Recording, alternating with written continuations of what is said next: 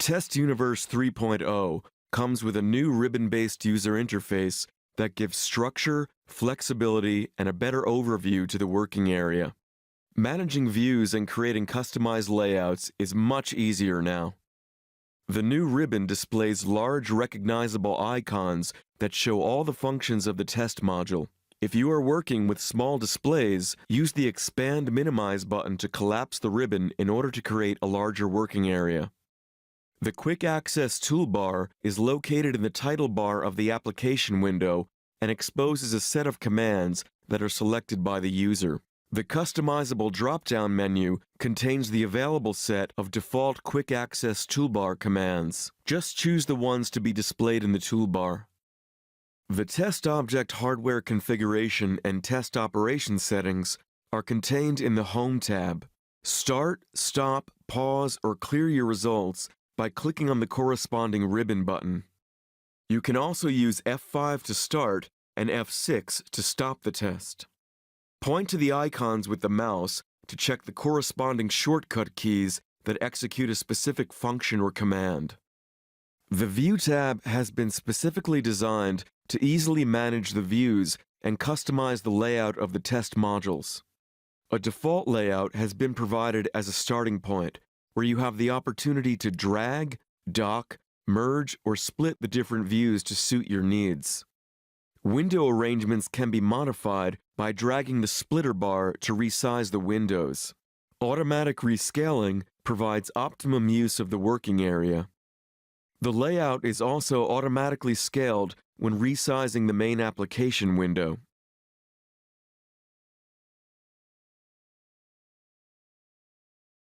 For more advanced changes, including the arrangement of tabbed views inside the panes, unlock the views from the Manage Views section and prepare to configure the overall layout of your module. Drag the pane of your choice onto one of the docking stickers. The pane will automatically adapt to the selected position. Note the difference between dropping the pane onto a field of the central docking sticker of another pane as opposed to one of the corner stickers. The docking sticker of a given pane allows you to locate external elements inside the pane itself. The stickers in the corners enable the complete workspace in order to place any pane at the indicated positions. Alternatively, move the pane wherever you like without docking it to a fixed position. The panes remain in a floating state, so they can be dragged outside the application and even grouped together.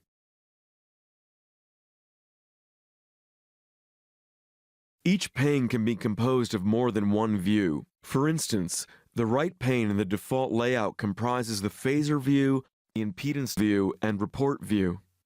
When moving any view type, you can use the central field of the pane's docking sticker to place it as a tabbed view inside the selected pane. To separate a tab as an individual pane or to drop it into another pane, grab the tab and move it onto a sticker. If your preference is to use the keyboard rather than the mouse, you may move the selected view in any direction using the cursor keys while pressing the Shift key. For example, looking at the default layout, we select the Report View tab located in the right pane. Now, we press the Shift key and the left arrow. The report view comes out of the pane to a central position. If we press the left arrow once again, the report view is inserted into the left pane together with the test view. To move the tabbed report view to the upper position inside the pane, press the Shift key and the up arrow. You can also use the submenu on each pane to split or merge the views at the indicated position. Once you have completed your customized layout, it can be saved for future use.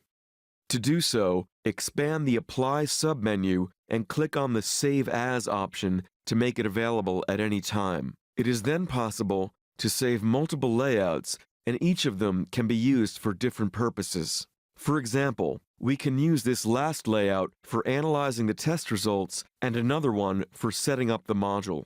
Remember that you can always return to the default layout by selecting the default entry under Apply. You can also find the customized layouts that have been saved under the Apply section. Saved layouts can be exported and imported, allowing them to be used on different computers.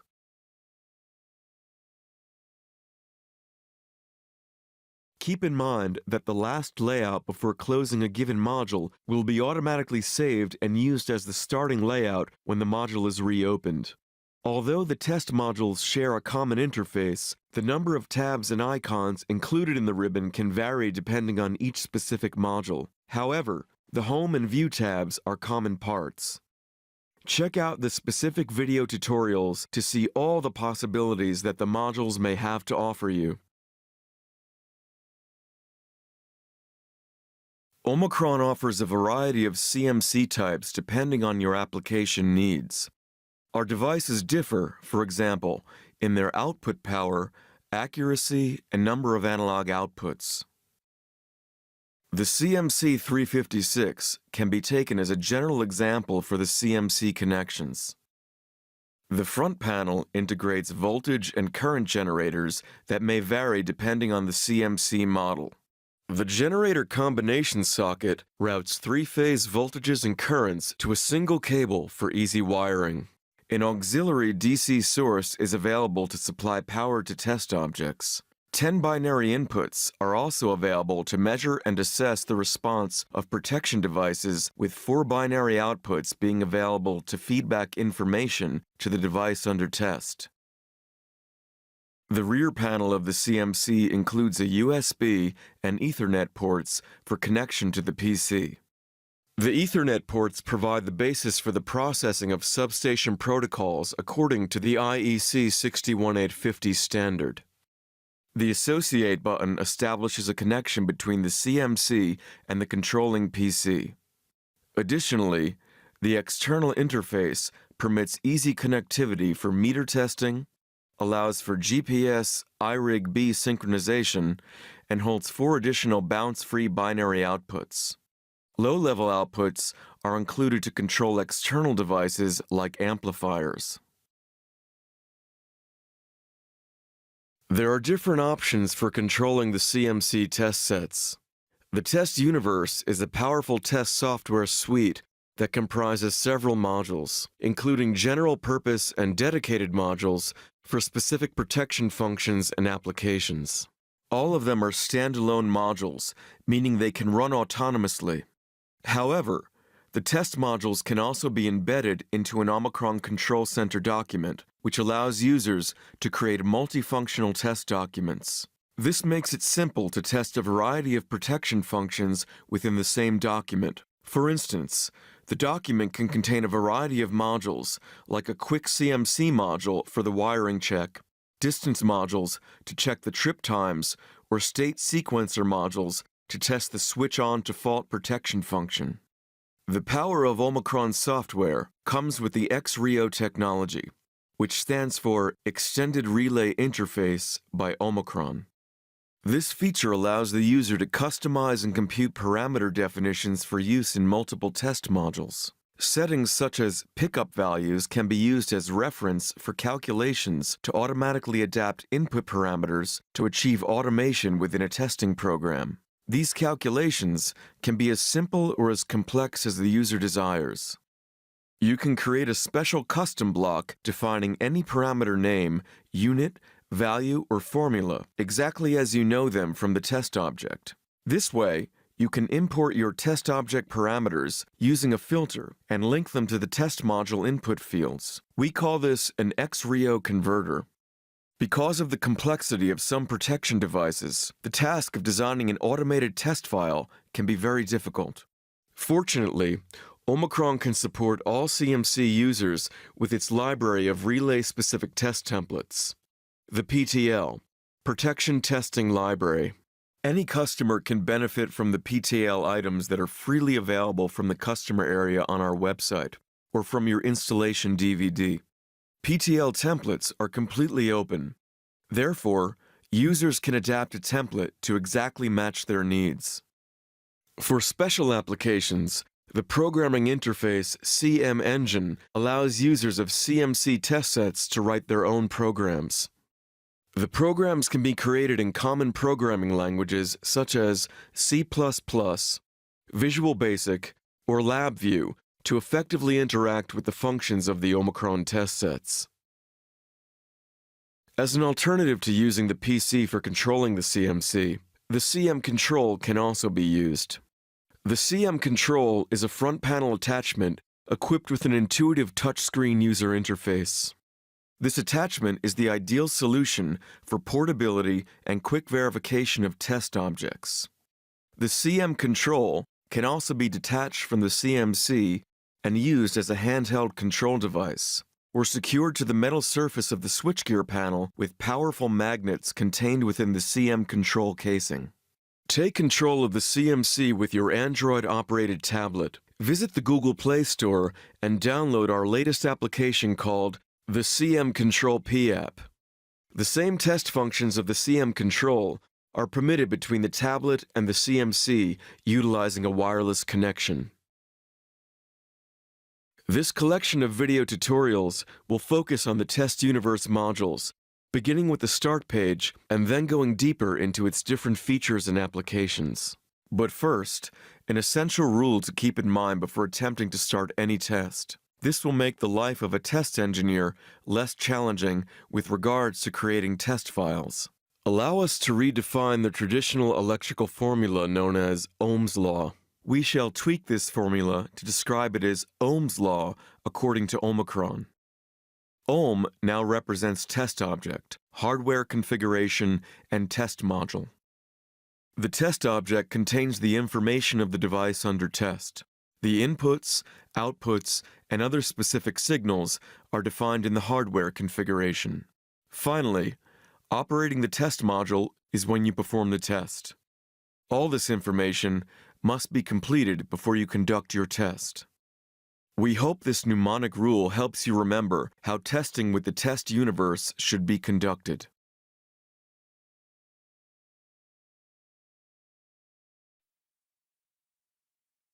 Now we shall give you a short overview of the test object structure. To open the test object window in Quick CMC, click on the Test Object button. On the left side, you can see several blocks. The two main blocks are Custom and Rio. The Custom block allows you to create individualized blocks and parameters that you can customize freely. Rio stands for Relay Interface by Omicron and offers you a standardized format for modeling devices. The Rio block will always include a device block and maybe further blocks like distance or overcurrent, depending on the test module you are working with.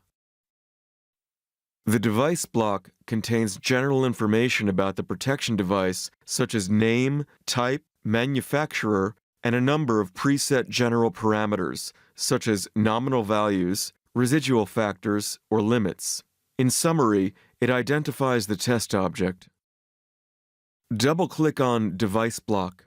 You will see that the window is split into different sections. In the Device section, enter all the important information that is useful to identify your device. This information will appear in the test reports.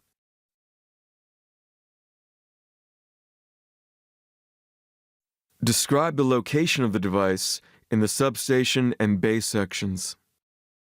In the section of the window, you can set the nominal values of your power system network, including primary and secondary values for voltage and current and the frequency of the network. The test modules will use these values for calculation. The residual voltage and current factors section is only relevant if your relay has separate inputs for the residual voltage or current. Here, you can set the residual ratio in relation to the single phase ratio. An open delta connection has been taken by default, resulting in factors of the root of 3 for the residual voltage and 1 for the residual current. The limit section allows you to set a maximum voltage and current that must not be exceeded when testing the test object. These values are used by all test modules. The debounce and deglitch filters section allows you to set a filter on the binary inputs for bouncing contacts or to eliminate unwanted glitches in a noisy environment. The overload detection sensitivity section might be changed when you test high-burden electromechanical relays. You can get more information on the device settings by using the Context-Sensitive Help. Click on the Context-Sensitive Help button in the menu bar. Then click on the feature for which you need more information. The Omicron help system will display the exact information you need.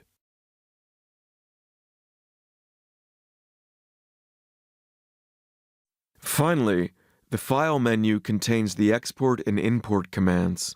You can use them to save the test object settings for reuse with a similar test object or for reuse within a different test module. This tutorial will give you a short overview of the hardware configuration structure, which consists of up to 6 different tabs. The hardware configuration can be considered as an interface between the CMC and the module of the Test Universe software. Remember that the different types of CMCs have different hardware features. The hardware configuration enables you to define how you want to use the test set according to your specific application needs. On the General tab, the user can define the test hardware to be used. In the combo boxes, under the test section, the Omicron test sets are either displayed together with the serial number or can be manually set in offline mode. Click Details to change the voltage or current outputs configuration of the selected CMC test set. The illustrations on the right side of the configuration tables show how to connect the outputs with the selected configuration.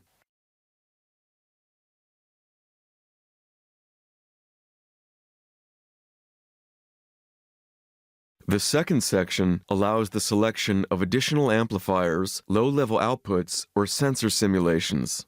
Click on Details to set or change the configuration of your selection. Use the Import-Export feature to save or load the hardware configuration with the OHC extension. This way, the hardware configuration can easily be transferred to other test modules. The usage of the outputs and inputs can be defined in the following tabs. The number of available inputs and outputs will depend on how the test hardware has been defined in the General tab. All tabs are structured in the same way. Therefore, we can take the Analog Outputs tab as an example. The wiring matrix on the right allows you to indicate how the signals are connected to the CMC test set. This way, the first column assigns the output signal of the test module to the CMC test set output specified in the same line. This means that the voltage in phase A is assigned to the CMC output 1. The drop-down menu only displays the signals that a specific test module might need to conduct a test. The second column contains the names that will be displayed in the test module and test report. Finally, the labels of the test object connectors can be entered in the Connection Terminal column. If we have a look at the Binary Inputs tab, we can visualize the same structure, but with additional settings included. Most importantly, do not forget to indicate whether the signal is connected potential-free, which means dry, or with a specific voltage, which means wet. If the potential-free checkbox is cleared, both nominal range and threshold fields become available. Nominal range represents the nominal voltage of potential sensing binary or counter inputs, or the nominal range of analog voltage or current inputs. Threshold indicates the limit for potential sensing binary or counter inputs. Apply the same theory to configure the Binary Outputs tab. Finally, the Time Source tab permits the user to configure the trigger and synchronization setup for GPS, iRig-B, and PTP connections. Since the CMC test set can also work as an iRig-B generator, you can also use this tab to specify the timecode parameters.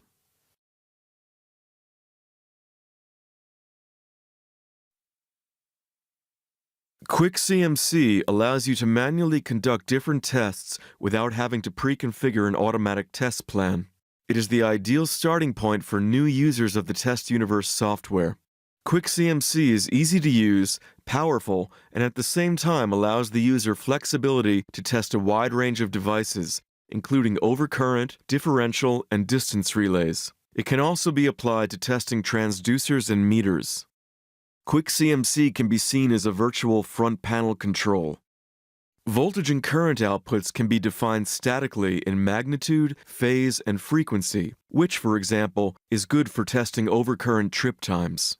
In addition, these signals can be set to ramp up or down, checking pickup drop-off settings or even over/under voltage settings. Parameter settings such as trip times can be measured using the CMC binary inputs, and feedback signals can be created using the binary outputs. Omicron's Ohm's law relating to object, hardware, and module is a guide to follow for creating new tests easily. First, open the test object function to configure the relay under test and complete the entry fields on the Device Settings tab. Our relay is located in a 110 kV network at 50 Hz. The voltage transformer ratio is 110 kV to 100 volts, and the current transformer ratio is 600 to 1. The relay can withstand a maximum continuous current of 4 amps. The overload sensitivity is set to high for digital relays. We apply the default values for the filter function. You may wonder why QuickCMC contains a distance block when it is not a dedicated module for this specific protection function. This is because QuickCMC can use parts of the distance test object, like the impedance diagram or line angle, while testing distance protection. Now, we can export this configuration for future applications.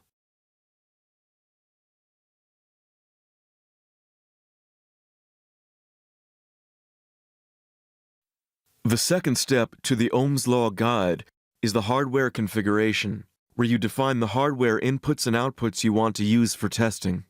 In our example, we define a generic configuration with 3 voltages and 3 currents.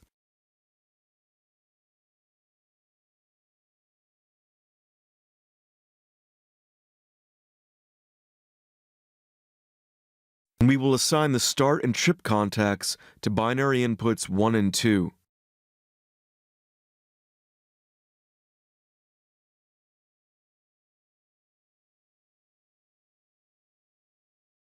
The last step will be the configuration of the module itself. QuickCMC is divided into several windows which are accessible via the View tab.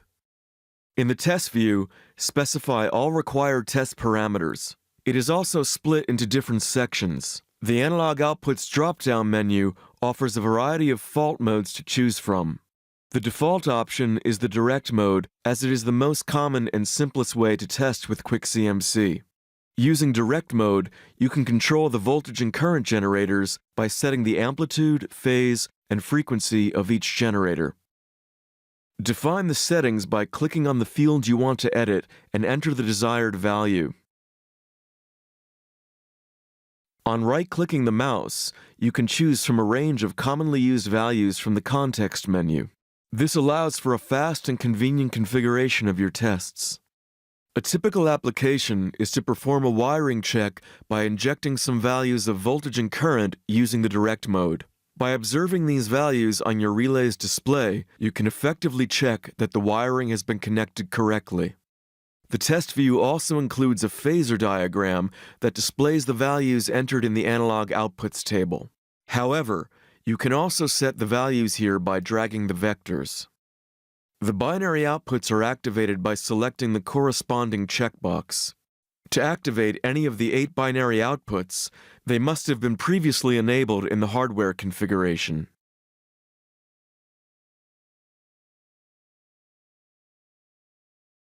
The Home tab is the main view for controlling and running a test. To start a test, the Start button should be activated and all defined output values will be injected into the test object. The test execution can be stopped automatically in the event of a defined trigger condition, such as a binary input trip command. If you want to start your test with a pre-fault condition, click on the Pre-fault button. This will generate a healthy network condition of 3-phase nominal voltage. There is an option to hold the test outputs at their set value by pressing the Hold Values button. While this button is enabled, the CMC output values are held while new output settings can be set on the Analog Outputs table. Releasing the Hold Values button will then inject the new values into the test object. This is useful, for example, if you want to switch from a healthy network condition to a 2-phase or 3-phase fault. The Analog Inputs section displays the measurements of the transducer inputs. The Binary Inputs and Trigger section displays the status of the binary inputs to the CMC test set. The number of available binary inputs is defined in the hardware configuration. The LED icons display the operating state of the 10 binary inputs. Red indicates that the binary input is active. Each individual binary input can be defined as a trigger by activating the checkbox. The trigger determines which binary input starts the timing measurements. Once the trigger occurs, the binary inputs and trigger box display the slope of the signal change, rising or falling edge, and the time that elapses between the latest change at any of the CMC outputs and the state transition of the binary input. Selecting Switch Off turns off the CMC analog outputs the moment a trigger signal occurs at the binary input. Since Quick CMC does not do any automatic assessment, it is necessary to click on the Add to Report button to transfer the settings and results to the report. Click on the Report view to access the report containing all tests. Any change in the test object or hardware configuration is not allowed unless all results are cleared first.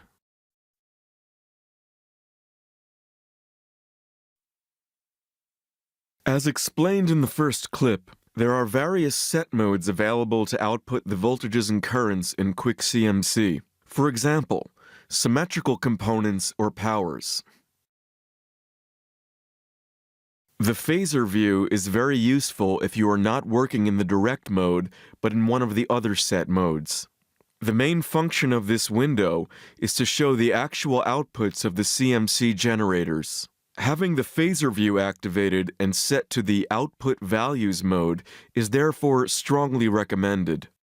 By right-clicking on the phasor view, you can always switch to other display modes to show calculated components in relation to the values you set in the test view. The impedance view window is only relevant if you choose one of the impedance set modes in the test view window of Quick CMC.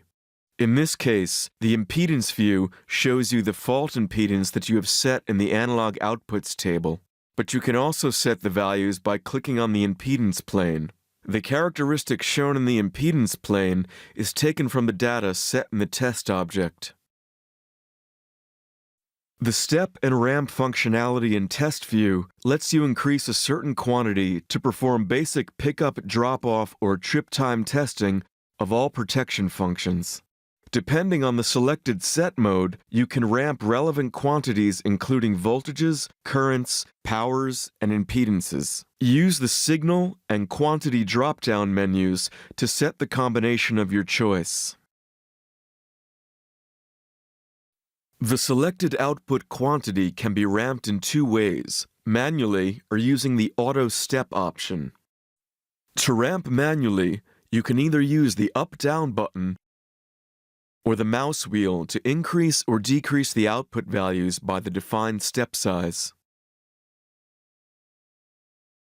To ramp automatically, select the Auto Step checkbox. To start the ramp output, click the up-down button first. The output values are now automatically increased or decreased according to the defined step size and time.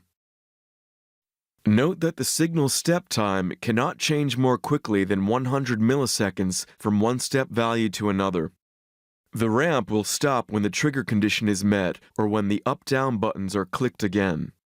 Once a ramp is stopped, the last generated ramp value is held and statically output till the CMC stops the injection by manually releasing the start button or using the automatic switch-off option. Select the pulse ramping option when testing the values of a multifunctional protection relay with overlapping characteristics or functions. A pulse ramp inserts a reset state in between two consecutive ramp pulses. In this way, for example, the second element of an overcurrent protection can be tested. This is of particular use as we do not need to deactivate the pickup function of the relay. In terms of functionality, pulse ramping only works when the Auto Setup checkbox is selected.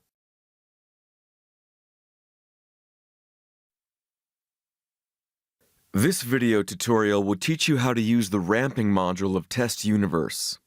This module determines limiting values of protection functions like the overvoltage or under-frequency pickup by generating ramps through the CMC test set. Ramping is able to perform an unlimited number of measurements, which are automatically assessed according to user-defined tolerance parameters. In this video, we will be testing the pickup value of our relay's emergency overcurrent protection function. Going back to the OCC file, we insert a new group called Pickup Values, which will contain the ramping module.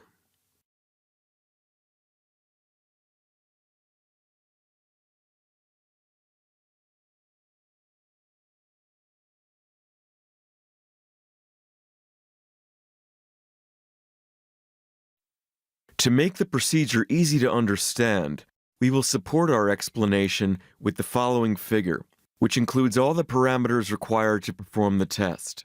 The relay's pickup value has been set to 1.8 amps and is signified by the blue line.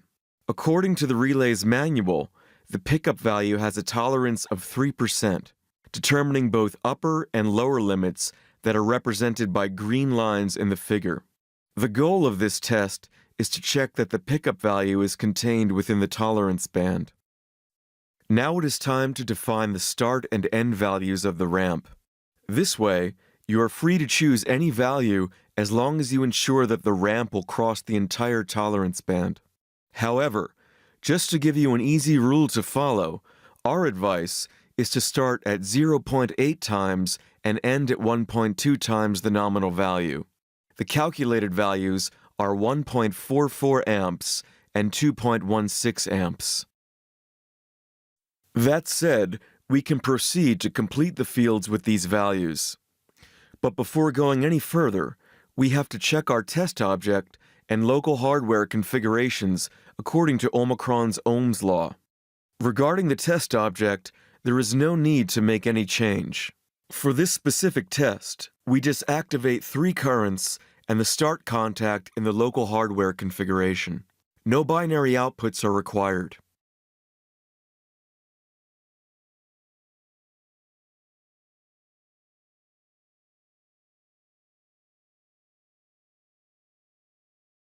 Like the other modules, the ramping module comprises several views. At first, in the ramping's test view, you can select the shape of the ramp by adding states and setting the individual ramp parameters. Like the other test modules, you can define the set mode. 2 functions of any signal combination can be ramped simultaneously up to 40 ramp states. In this example, we will use 2 states to ramp a combination of 3-phase current magnitudes in direct mode. The first state will be used to ramp up and the second state to ramp down. According to our previous figure, the starting point of the ramp will be 1.44 amps, while the end point is 2.16 amps. For the second ramp, we just enter the same values.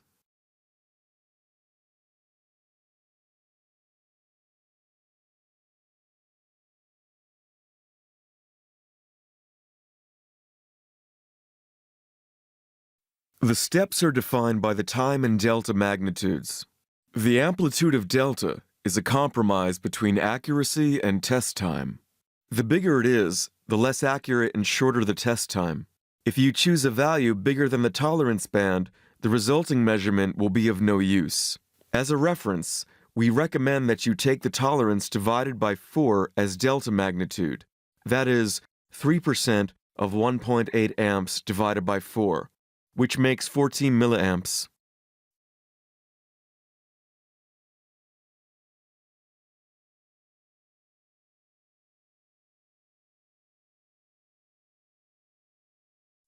The time is the period between 2 ramp steps.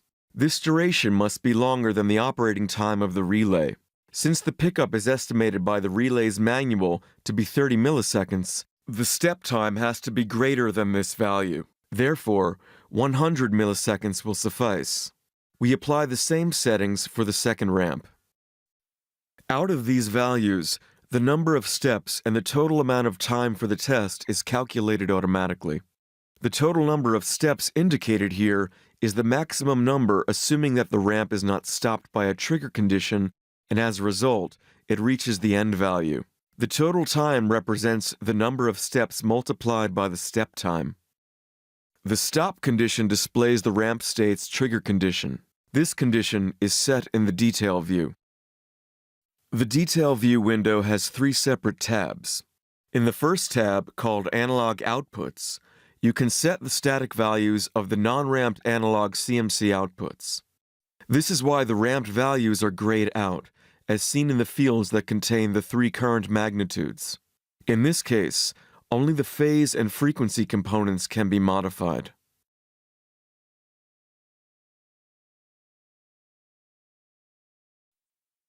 In the second tab, you can activate or deactivate the CMC binary outputs. However, these outputs are disabled on the hardware configuration since there is no need to apply them in this example. Finally, the third tab will set individual stop conditions to terminate the state before it reaches its end value. The default setting is None, that is, no trigger will stop the ramp state. It runs from 1.44 amps to 2.16 amps. The key pressed option enables you to manually trigger the ramp state termination during the test. When the ramp starts, a dialog box will pop up and wait until you press continue. The binary trigger can be any single binary input of the CMC or a logical combination or multiple binary inputs. The logic functions and/or are available for that purpose. In the binary trigger condition box, you need to specify the binary inputs you want to use. In our example, the first state must stop when the start signal switches to 1, while the second state must stop when the start signal goes back to 0.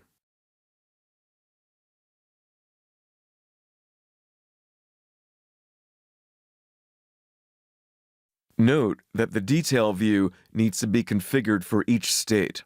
Toggle from one state to the other by clicking the arrows from the ramp navigation toolbar or directly selecting the specific state.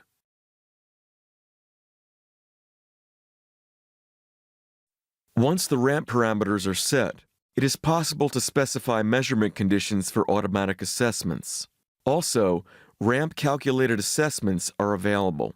Toggle from one to the other in the View tab. An unlimited number of measurements can be performed. If we have a look at the ramp assessments table, we first need to enter the name of the measurement. We strongly recommend that you use the name that best reflects what is actually measured. For example, pickup and drop-off. The ramp column shows the ramp state in which the measurement is performed. The pickup will take place in state 1, while the drop-off will take place in state 2. The condition column reflects the condition to start the measurement. We will measure the pickup value when the start contact switches to 1 and the drop-off value when switching to 0. The nominal value is the expected value, 1.8 amps for the pickup. According to the relay's manual, the drop-off value is around 0.95 times the pickup, which makes 1.71 amps. The deviation contains the allowed tolerance values. As explained before, the tolerance is 3% in both directions, positive and negative. 3% of 1.8 amps makes 54 milliamps.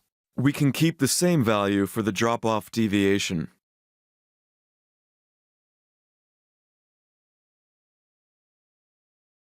The rest of the columns display the actual values after the test is performed. In the Calculated Assessments table, we can define calculations of signal relations, for example, the pickup to drop-off ratio. The nominal value will be 0.95 according to the relay's manual. Normally, you do not find any tolerance of this ratio in the manual, so we can keep the default value of 5%. Now, the test is ready to be performed.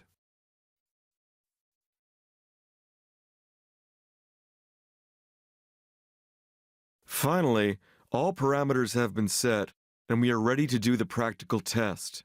By clicking on the play button, we can run the test and see what the result of the measurement is.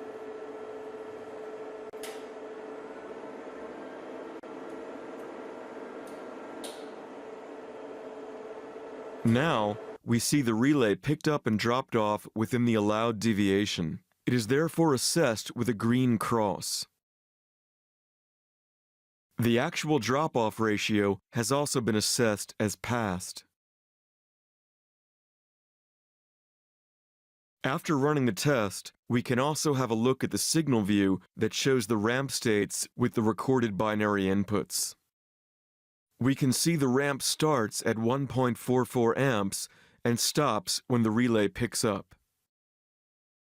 After the pickup, the second state begins to ramp down until the relay drops off. The drop-off signal cannot be appreciated at first sight unless we zoom in.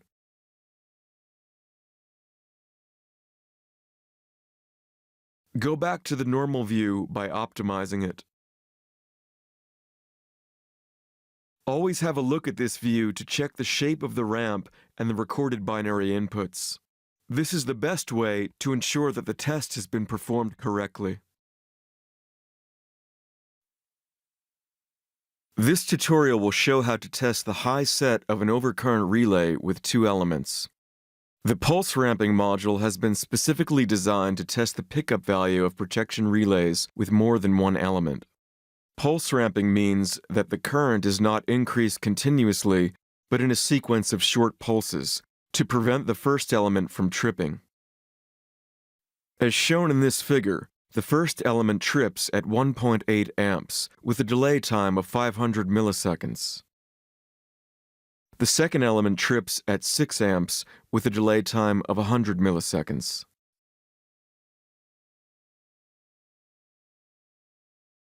The idea of testing the pickup value of this last element by continuously increasing the current will fail to work because the first element will always trip before reaching the second element. By ramping the current in pulses shorter than 500 milliseconds, it is possible to prevent the first element from tripping and gradually approach the second element. To do this, we insert a new pulse ramping module in our OCC file and we apply Omicron's Ohm's law. Since we are testing the high set of the overcurrent protection function, we need to increase the maximum current allowed in the test object. Otherwise, it will not be possible to reach 6 amps.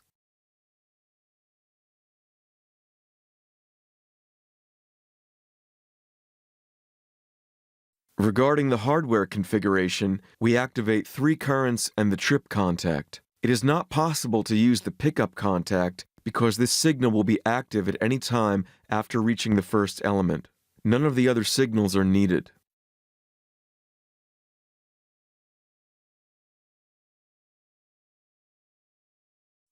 The test view window is composed of 3 tabs. The first tab, Ramp Parameters, contains the parameters of the ramp and the measurement conditions. The signal and quantities to be ramped need to be selected from the drop-down menus. In this example, we will simulate the variation of magnitude in a 3-phase fault. Similarly to the ramping module, the ramp signals are disabled in the fault state table. With regards to the ramp settings, a pulse ramp always starts with a pre-fault state in which the reset values are applied. Since the duration of this state is not critical in this example, we can keep the default value. The pre-fault state is followed by the first pulse that starts at the value indicated in the from field. The pulses will be increased by delta until the end value is reached. To determine these settings, we will follow the same theory that we recommended in the ramping module. The ramp will range from 80% to 120% of the high set value. As delta, we will take the current tolerance from the manual divided by 4. Then, the start value will be 4.8 amps. The end value, 7.2 amps. And delta, 45 milliamps.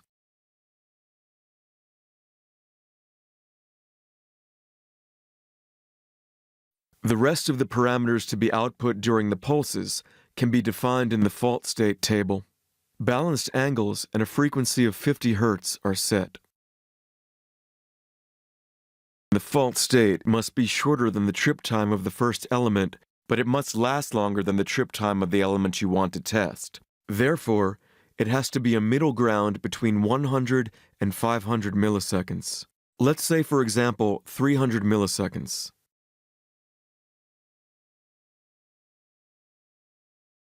In order to measure the high set, the reset value must permit the relay to drop off. The reset state will be applied in between two pulses during the reset time. To avoid any confusion, the current has been set to 0 and the duration to 100 milliseconds. This is long enough for the relay to drop off between two pulses. In the assessment section inside the test view, the measurement conditions can be defined. First, the contact to be monitored, in this case, the trip contact.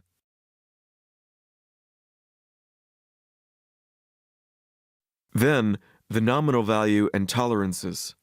The expected pickup value is 6 amps. To enter the tolerances in percentage, check the relative tolerance box, in our case, 3%. The pulse ramping module will automatically assess the test results using these values. Have a look at the state phasor view to see a graphic representation of the settings made for the reset state and fault states. Switching to the binary outputs tab, the conditions of the binary outputs for the reset state and the fault state can be determined. In the General tab, we can define how the test should be started and stopped. By choosing Immediately, the test will start as soon as the Start button is pressed. The binary input option starts the test by the occurrence of a trigger signal at a selected binary input. The last option is used for GPS synchronized end-to-end testing. For this test, Immediately will be the starting option. This checkbox lets you decide whether the ramp should be stopped if the measurement condition is reached, and here we can set a delay time for the stop. Start the pulse ramp by clicking on the Start button. Check the Time Signal View window to visualize the pulse ramp or the recorded binary inputs, and the Report view to see an automatically generated report of the test.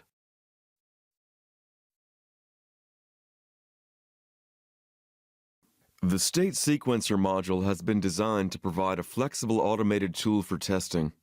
A complete sequence of states can be defined and measurements can be assessed automatically. The State Sequencer's interface has been structured in the same way as the other modules. The table view summarizes all defined states. Use the States tab to create, delete, or navigate between states. You can configure the states in the Detail View window. For example, the Analog Outputs tab allows you to set the voltages and currents in one of the fault calculator set modes. The Binary Outputs tab is used to define which of the binary outputs will be active in a particular state. Remember that this tab will only be visible when the binary outputs are enabled in the hardware configuration. The Trigger tab defines the condition that terminates each state. There are different possibilities: maximum state times, binary trigger conditions, manual user interaction, and external triggers like GPS or iRig-B pulses. Use the Assessment section to define time measurement conditions and evaluate binary conditions during the states.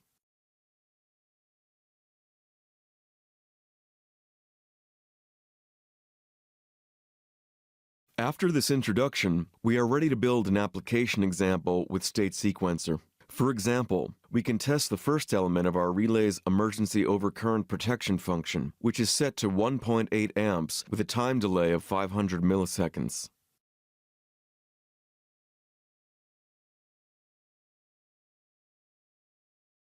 First, we enable three-phase currents and the trip contact in the local hardware configuration. The test object parameters stay the same.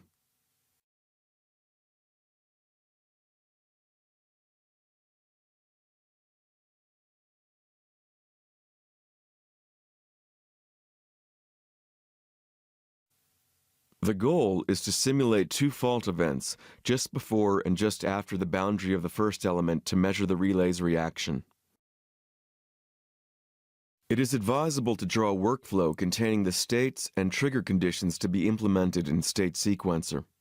Our sequence will be composed of an initial pre-fault state with a timeout of 1 second. This state will be followed by a three-phase fault state at 90% of the first element setting, that is 1.62 amps. The relay is expected not to trip, so the state's termination will be set to a 1 second timeout. Next, we add two additional pre-fault and fault states, but this time the simulated fault will occur at 110% of the set value, that is about 2 amps.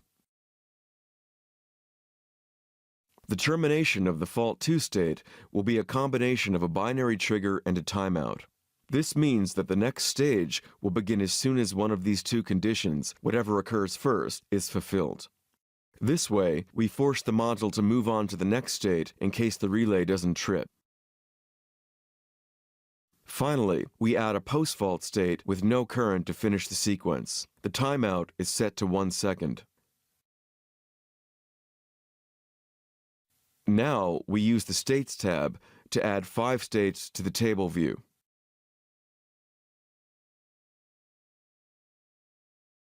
The next step is to assign names to each of the states. For example, pre-fault 1, fault 1, pre-fault 2, fault 2, and post-fault.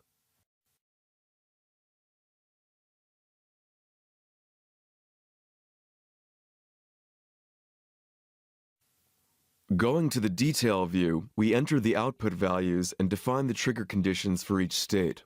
We start with the pre-fault 1 state. The current to be injected is 0 amps, while the timeout is 1 second.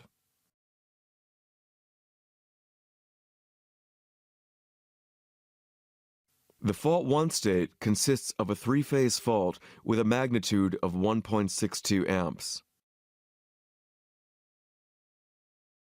The timeout is 1 second.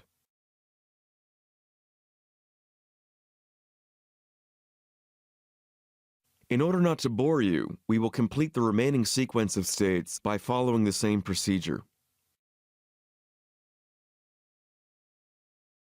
Remember to select both the timeout and binary trigger condition in the fault 2 state. Once the binary trigger condition is selected, you need to specify the signal state. The trip signal has been set to 1, which means that the state will terminate if the relay trips. We can use the time assessment table to measure the recorded trip signal during fault 2. The measurement will then start at fault 2 and will end when the trip signal is detected.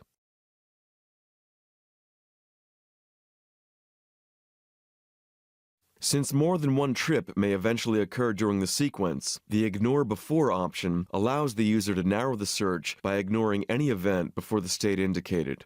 In this case, we will ignore any trip signal before fault 2.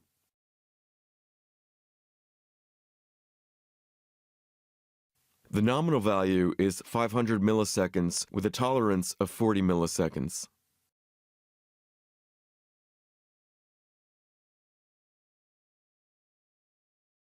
In state assessments, you can define the binary signals which have to be present or not during the states.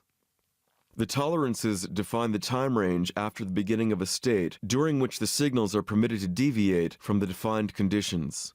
State assessments can be used in this example to check that the relay does not trip during the fault 1 state. Finally, we are ready to run the test and check the measurements.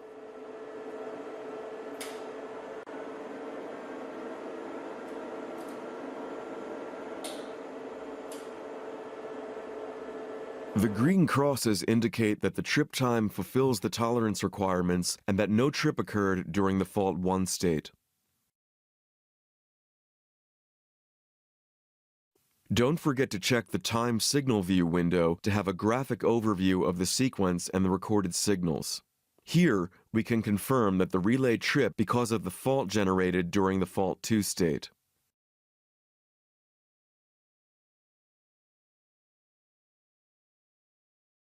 The overcurrent test module is used for the automatic testing of directional and non-directional overcurrent relays with auto-assessment of the trip time characteristic and directional boundaries of the current stages. This module supports directional sector definition and any number of line, ground, positive, negative, and zero sequence elements. The overcurrent module also allows for the testing of the pickup and drop-off values and reset ratio. As we are using this module to test the trip time of the overcurrent protection function, we can proceed to create a new folder called Trip Times in our OCC file.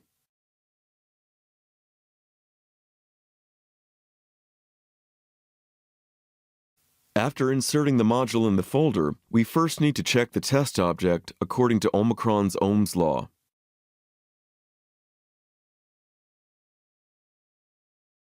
Since this is a dedicated module for overcurrent relays, a new specific block appears in the text object's menu. This new block stores the necessary data about the relay's overcurrent protection function and must be completed. There are two tabs, the first one for general settings and the second for defining the trip time characteristic. In the Relay Parameters tab, you can select the directional behavior of the relay under test. When directional is selected, the options for VT and CT connections are enabled. The VT can be installed before or after the circuit breaker. Select at Protected Object when the VT is installed after the circuit breaker. Select Not at Protected Object when the VT is installed before the circuit breaker. The same theory applies for the CT connection. Select To Protected Object when the CT start point is connected on the line side.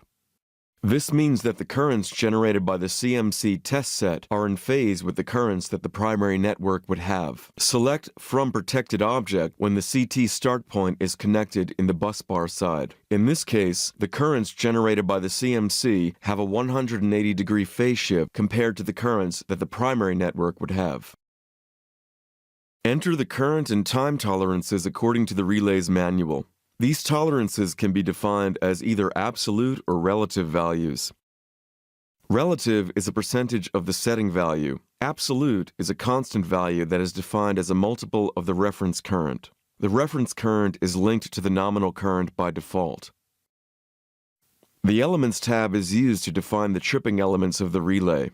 Test Universe supports different element types: phase, residual, positive sequence, negative sequence, or zero sequence. Each element type can integrate several tripping elements. Add the element type of your choice and configure the settings on the Define Element Characteristic tab. Click on the Browse button to get access to a list of standard predefined and user-defined characteristics. Among others, you can use define time or inverse characteristics and adjust the parameters at your convenience. The characteristic to be tested can be restricted in the Range Limits section. Testing characteristics with a minimum tripping time is a typical application example for this feature. It is also possible to define definite or inverse time reset curves to test a relay with a reset characteristic. If the relay behavior has been set to directional in the Relay Parameters tab, a new tab will be displayed to enter the corresponding data. The trip sector can be defined by its start and end angle or by its direction and sector opening. The blinder can be used to cut a part of the trip sector. A compiling graphic including all the elements and the directional behavior is displayed in the View Resulting Characteristic tab. To keep all these concepts in mind, we will proceed by configuring the overcurrent block according to the relay we are testing in the OCC file. That is, a non-directional relay with two definite time elements. First, we set the behavior to non-directional and we enter the corresponding tolerances of time and current.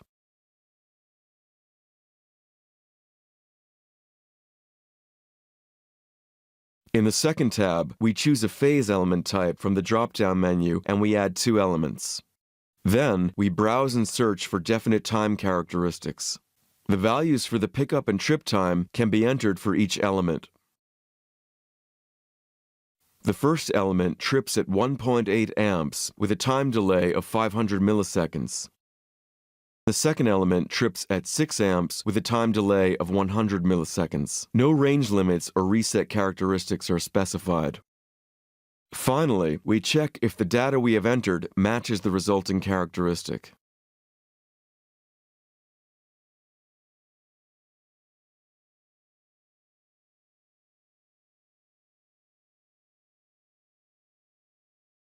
Before we walk you through the module, do not forget to check the local hardware configuration.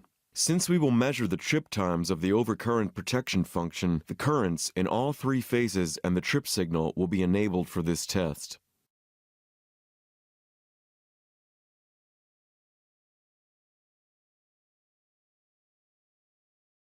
In essence, the overcurrent module presents the same layout and views that we already know from the other modules. Therefore, we start off with the test view.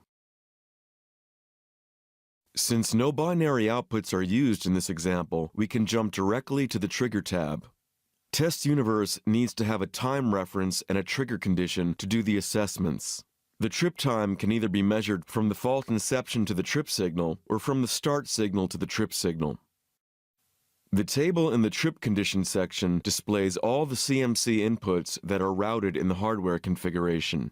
Here, you specify which binary inputs are used to measure the trip time. In this example, we will use the fault inception as a reference for measuring the trip signal. It means that the measurement will include the pickup time. The Fault tab contains the settings that are necessary for performing the test. The Load Settings section allows you to supply current during the pre-fault time. Depending on the fault type that is simulated during the test, the load current could also be applied in addition to the currents in the fault state. Refer to the manual for more details about fault types. During the post-fault time, the load current is always off. The magnitude of the load current can be specified as an absolute value or as a multiple of the fault current. The phase angle of the load current can be the same as the fault angle or can be specified by the user.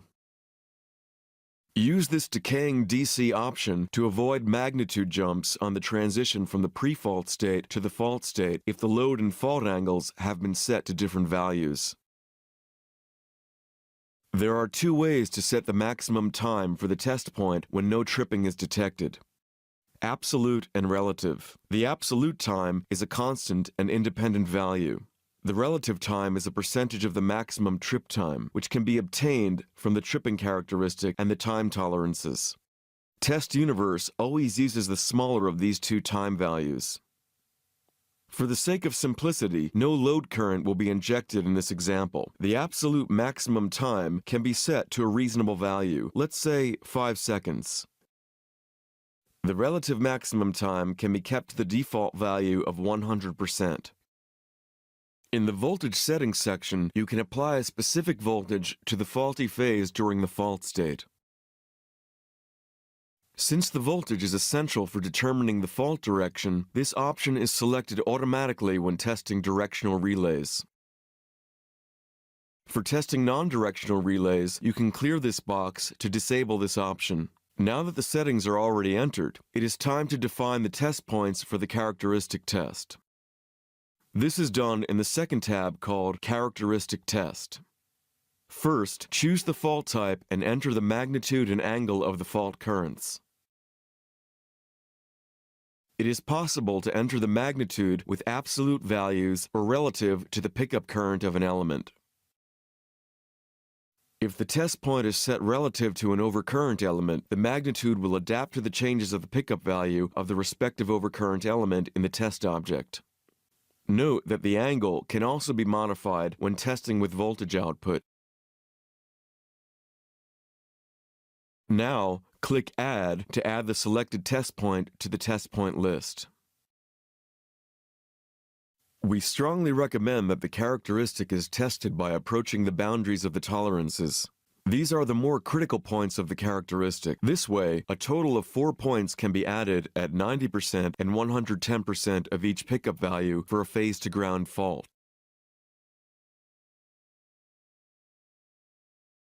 The IT diagram in the Characteristic Test tab displays the resulting combined characteristic curve of all tripping elements that are relevant for the selective fault type. All the test points are also included in the diagram. Check the phasor view to see the currents and voltages that are output on each simulated point and other calculated values like symmetrical components or powers. The time signal view shows a calculated signal preview. After the execution of the test point, this preview is replaced by the actual signals. This includes the analog output signals and the states of the binary inputs and outputs for the selected test point. Now, we are ready to run the test and check the results.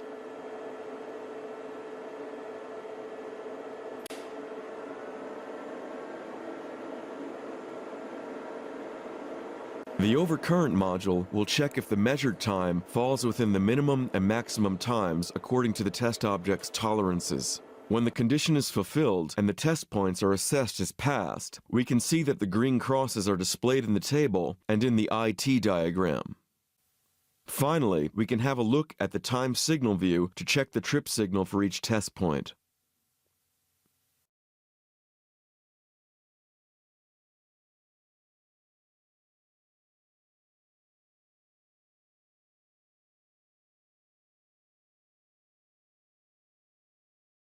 Test Universe provides users with 2 modules to test distance protection functions, distance and advanced distance. This video tutorial will go through the advanced distance test module since it adds more features to the basic functionality of the distance module. Advanced distance is able to test the most important parameters of the distance protection function, the zone ranges and the trip times. For testing the distance protection function of our relay, we can create a new folder called Distance Protection in the OCC file and insert a new module.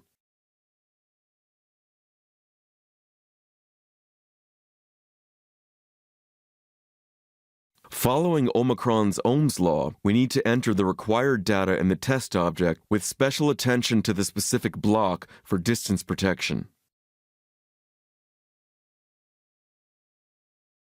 The distance block comprises 2 tabs, one for general settings and the other one for building the zones. The System Parameters section includes the impedance and angle of the line and the VT and CT connections. Although the impedances are usually entered in secondary values, the Impedances in Primary Values box allows you to enter the line parameters in primary values. Impedances are then converted to secondary values by applying the VT and CT ratios contained in the device block. The time and impedance tolerances are required for the test assessments. The tolerances vary depending on the relay and are specified in the manual. In both cases, the larger of the absolute and relative tolerances is used. The grounding factor compensates the effect of the ground impedance in phase-to-ground faults. Different ways of entering the factor are available for allowing direct input from the relay settings. Independent of how the factor is entered, the compensation of the grounding factor is calculated with the magnitude and angle mode by default. Check the Calculation with RE over RL and XE over XL box to do the calculations with real and imaginary parts. Some relays treat the arc resistance separately from the portion of line impedance. In those cases, do not forget to check the separate arc resistance box in order to match the calculations of your relay.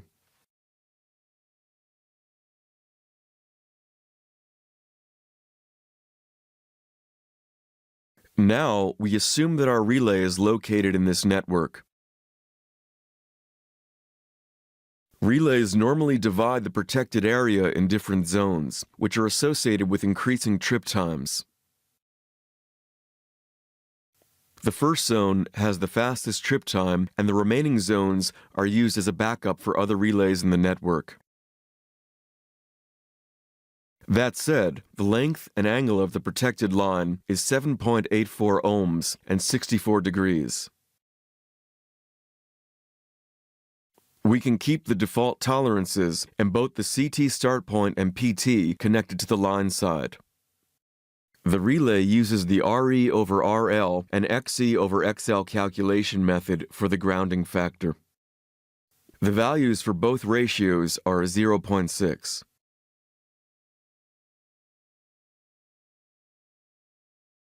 Now, we can draw the zones in the second tab. To do so, find the characteristic of the relay and apply the specific settings to it. In our example, we have 3 tripping zones, 1 extended zone and 2 starting zones.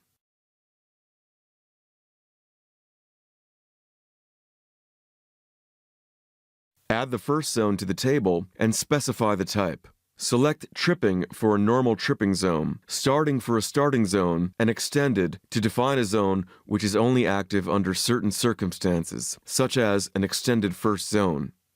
Now, we will show you how to draw the first tripping zone. The rest of them can be drawn in the same way.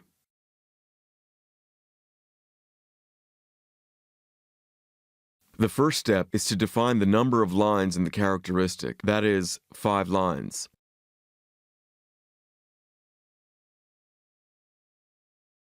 Add the number of lines and decide the way to enter the coordinates, Cartesian or polar.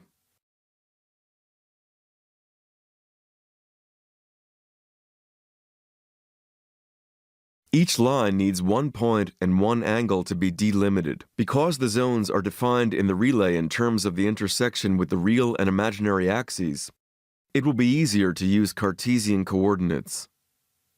This way, one coordinate will always be set to 0, while the other coordinate is the relay setting for the zone.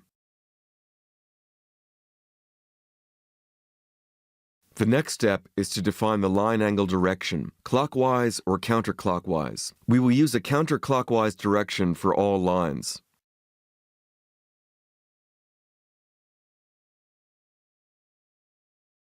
According to these criteria, and based on the settings shown in this figure, we can enter the points and angles of each line.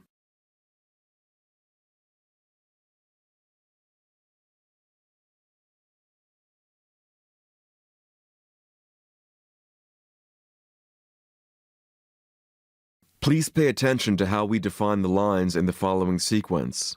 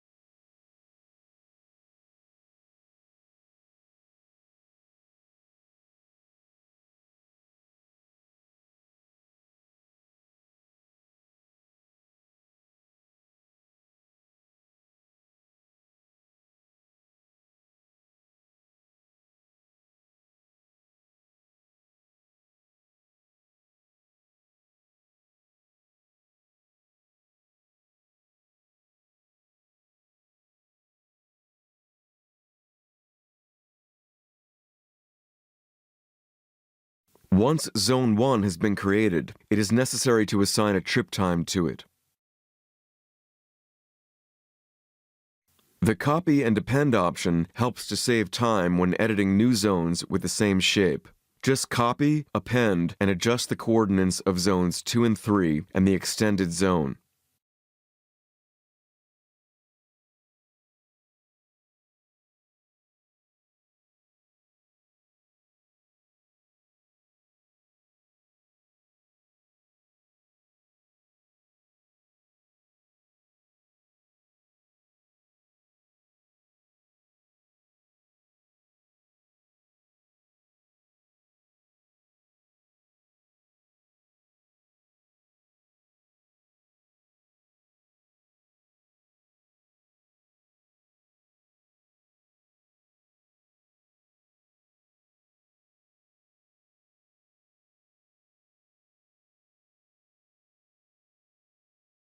The directional starting zone is defined by two lines, which are common to the zones we have already created. Create a new starting zone and enter the coordinates of the lines.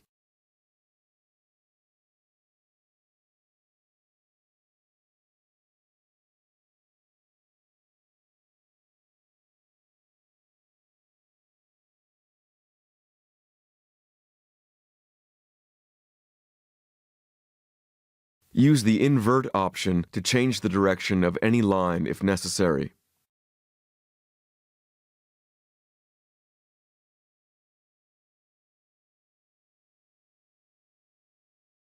The non-directional starting zone covers the whole plane.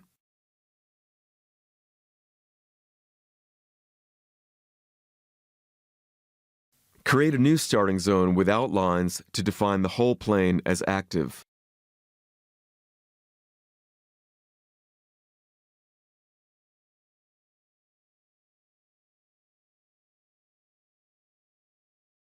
The final characteristic is captured in the Advanced Distance module for easy testing.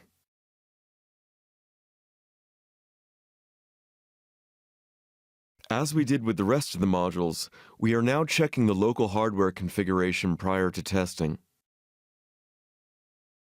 We will use this module to test zone ranges and trip times of the distance protection function. Voltages and currents are required to generate impedances. Therefore, the currents and voltages in all three phases and the trip signal will be enabled for this test.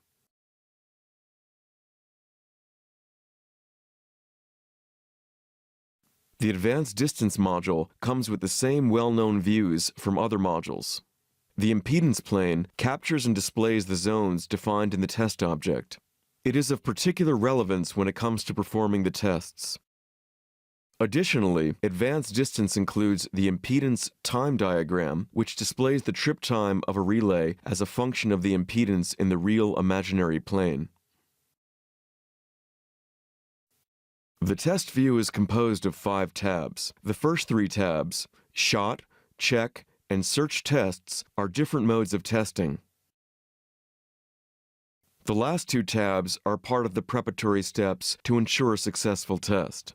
The Trigger tab is used to set the trigger conditions of the binary inputs to which the relay contacts are connected. Our trigger will be the trip contact that we enabled in the local hardware configuration.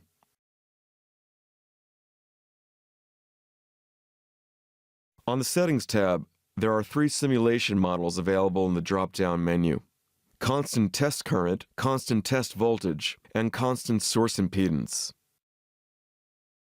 Constant Test Current should be selected when testing distance protection relays with a current pickup setting. This way, the test current is set to the specified value and the relay voltage is calculated using the defined fault impedance of the test point. The pickup value for the relay under test is 1.8 amps. Therefore, 2 amps is suitable in this case. For test points with a higher impedance than those corresponding to the nominal voltage, the test voltage can be raised up to the maximum value indicated in the Vmax field. For testing above this limit, either manually reduce the test current or apply the automatic adaptation of test quantities. This poses the risk of preventing the relay from tripping when the test current does not reach the pickup value. In the fault inception section, the phase angle of the voltage can be specified. We select Random to approach more realistic conditions. There is also the option to add a DC offset transient behavior. The load current setting is meant to verify the exceptional behavior of certain relays that react differently if there is current present during pre-fault. As this is unknown for the relay under test, there is no need to activate this option. Each test shot consists of 3 states: pre-fault, fault, and post-fault. The time for each state can be set in the time section. As in the overcurrent module, the reference for the time measurement can be set to the fault inception or the pickup of the starting contact. Activating the extended zones makes these zones available for testing and will be displayed in the impedance plane. Of course, the relevant zones must be defined as extended zones in the Zone Management dialog box in the test object. The switch off at zero crossing causes the CMC test device to disconnect the currents after tripping in the corresponding natural zero crossing. The accuracy of the search test is determined through the search resolution fields. The larger resolution of either the absolute or the relative search resolution is applied. The search for the actual reach impedance stops when the difference in impedance between two consecutive shots is less than the given search resolution. If the characteristic is unknown, check the Ignore Nominal Characteristics option. In this case, the algorithm changes and the shots are placed at fixed search interval distances throughout the search line.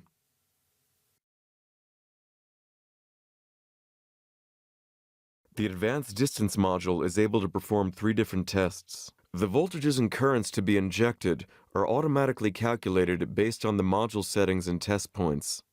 The shot test is able to apply multiple test points to check zone reaches and trip times. As a result, the measured trip time will be displayed and a comparison of the nominal and actual values can be performed in the application of the relay tolerances.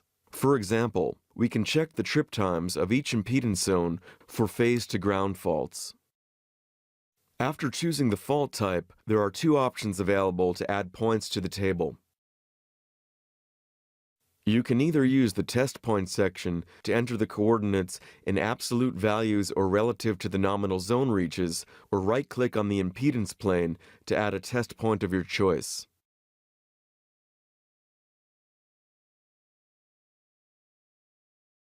Although it is possible to simulate different fault types within the same test file, we strongly recommend that you use individual modules to test each fault type loop. In case the test fails, you can avoid an unnecessary repetition of those fault types that have been assessed as passed with a green cross. There is an option for quick check of test points without report or entry to the test table. Locate a test point in the impedance plane and press the Single Test button or select the Shot At option by right-clicking on the impedance plane. The check test is also meant to check the reaches and trip times, but with a slight modification. In this case, check lines are defined. Along these lines, the test module automatically places test shots outside the tolerance band whenever a line intersects with a tolerance border. Therefore, a positive assessment proves that the zone reach is within the tolerance band. Finally, the search test can determine the exact reach of the individual zones by applying several shots along a search line. Note that this test requires multiple test points to be applied in a sequence and might affect the performance of certain types of relays, for example, old electromechanical relays. Both check and search lines can be defined by the origin coordinates, the line angle, and the line length. The line length can be entered in absolute or relative values. However, an easier way to do this is by drawing the line directly on the impedance plane. For each zone, you should check the resistance, reactance, and line angle. This can be done by placing a line along the real axis to check the resistance settings.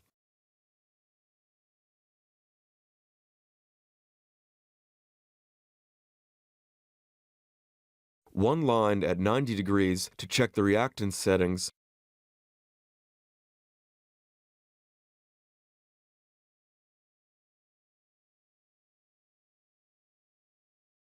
and one line parallel to the real axis to check the line angle.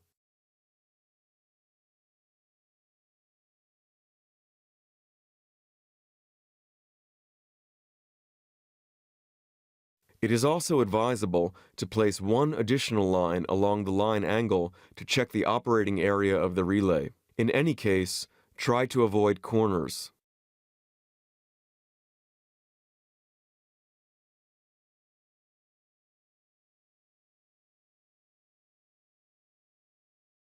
In addition to this, you can use the Sequence tool. Here, you can define a sequence of check or search lines for any fault type of your choice. All lines have a common origin point and the same angle step size. The number of lines depends on the start and end values as well as the angle step.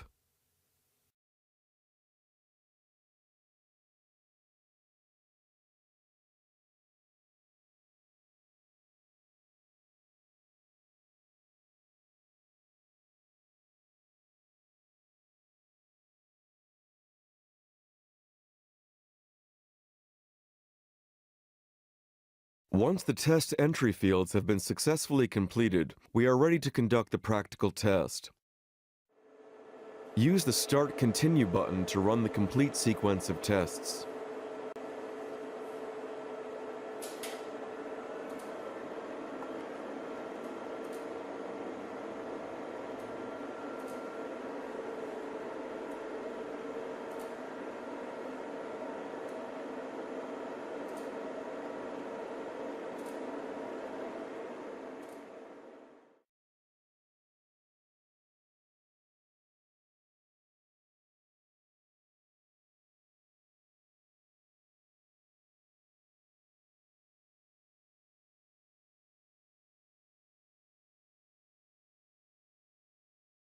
Use the Impedance Plane's context menu to customize the graphic setting according to your needs. Adjusting the zoom, adding a grid, or hiding elements are some of the options available.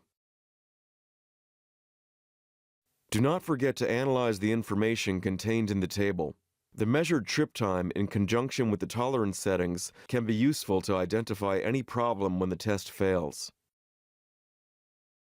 The test points of the check and search tests are displayed using the same status icons as the shot test. The progress of these two tests can be monitored since the check line currently being tested is highlighted. Each line is shown as one individual entry in the table. For further details, you can always use the impedance time diagram to analyze the particular test points of the selected line. The impedance time diagram displays trip times as a function of the impedance. Check the report view to see all the information that has been gathered. Remember that you can always modify the content to meet your special requirements. For example, you might be interested in adding the impedance plane diagram to the report. Most of the faults in overhead systems are arc faults caused by temporary conditions. Often they disappear automatically when the line is disconnected. Therefore, the use of automatic reclosing is usually advisable. Auto reclosing can minimize the disconnect time resulting from electrical faults. In the graphic, you see the signals for the automatic reclosing. When a fault is detected on an open line, the relay trips and the line is disconnected. Once a dead or delay time has elapsed, the line is automatically reconnected. If the fault persists, the line is disconnected again. Depending on the number of reclosing cycles, the line will remain disconnected or a renewed attempt will be made to reclose the line. To test the auto reclosing, we insert the auto reclosure test module in the OCC file. In this example, we will test an automatic reclosing with only one reclosure cycle. But remember that you can test up to 15 cycles in the test module. According to the relay under test, the extended zone Z1B is enabled before the first auto reclosure. This means that the relay trips instantaneously for faults up to 120% of the line impedance.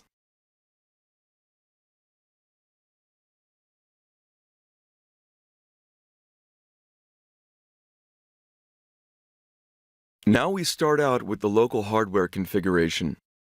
The voltages and currents are required for this test.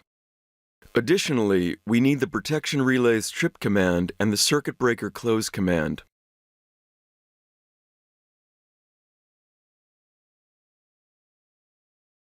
In the first tab, you can define the fault settings. In our example, we will simulate a fault within the extended zone so we can check whether this zone is active or not. Therefore, we choose the impedance set mode with constant current so we can locate the fault at 100% of the line impedance. We set the fault angle to the line impedance angle, that is 64 degrees. We can also use the link to line angle option.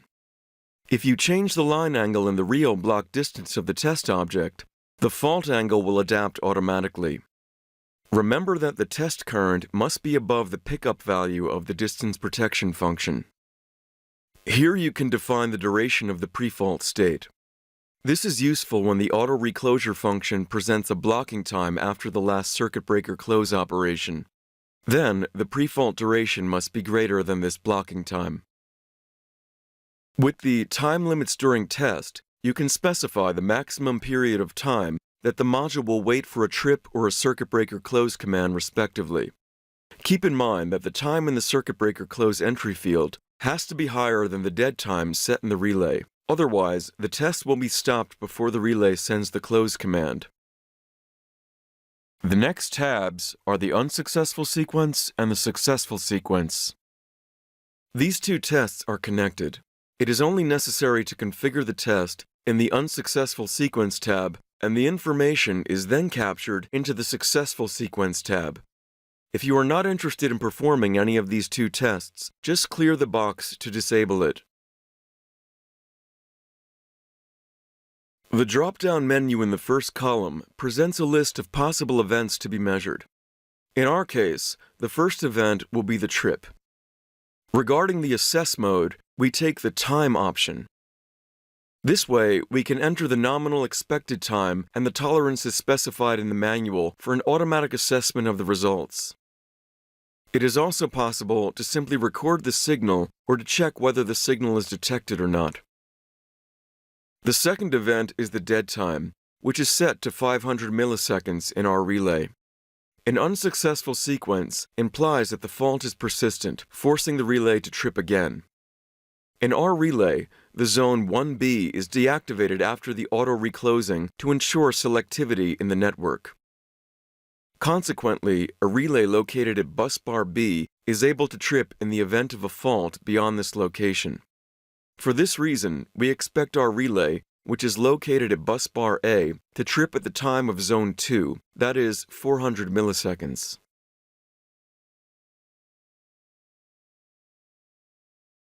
Because we are testing one auto-reclosure cycle, no CB close is expected after the second trip. If we take a quick look at the Successful Sequence tab, we can see that all the settings are taken from the Unsuccessful Sequence tab automatically. Naturally, this sequence does not include a second trip event. In the Assessment Settings tab, you can enter the start and stop conditions for each measurement. The definition of the dead time might depend on the relay. For some relays, the dead time starts when the trip signal goes from 0 to 1. This suits the relay under test. For some others, it starts when the trip signal goes from 1 to 0. The stop event happens when the close command goes from 0 to 1.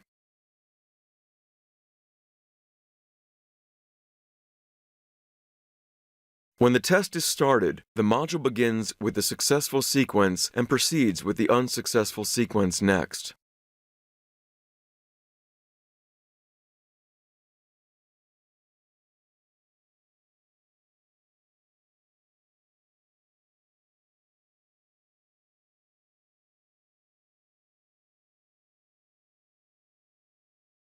After the test is completed, you can check the associated time signal view for each sequence.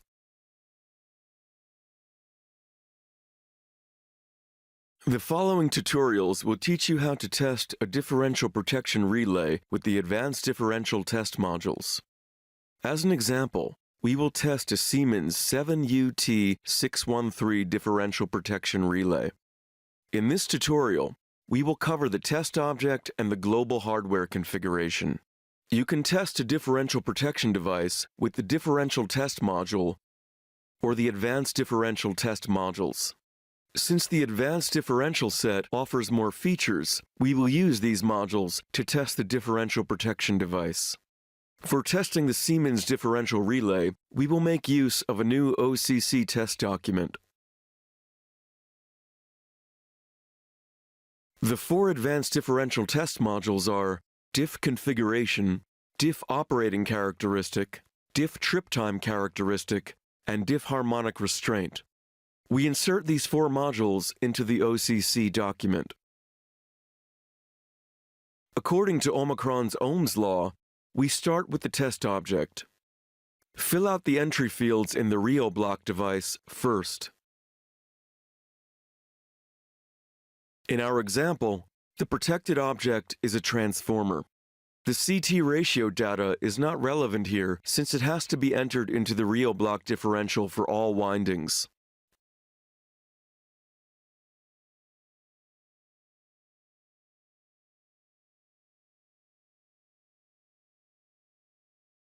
The real block differential requires a lot of information, but once you have completed it, the testing of differential protecting becomes easier since all advanced differential test modules make use of the same Rio block. The differential block contains 5 tabs.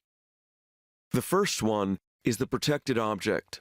The second one, the CT. In the third tab, you enter the information about the protection device. In the fourth tab, you draw the characteristic, and in the last tab, you enter the characteristic of the harmonic restraint. We start with the information about the protected object. In our example, the protected object is a 3-winding transformer. In the picture, you see its nominal values.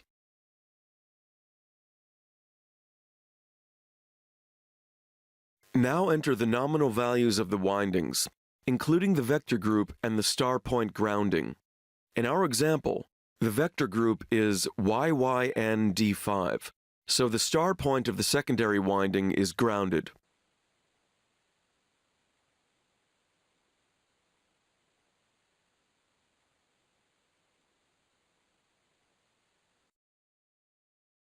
The nominal currents are calculated automatically from the power and the voltage values. In this tab, you enter the data of the current transformer. In the picture, you see the values of the CTs in our example.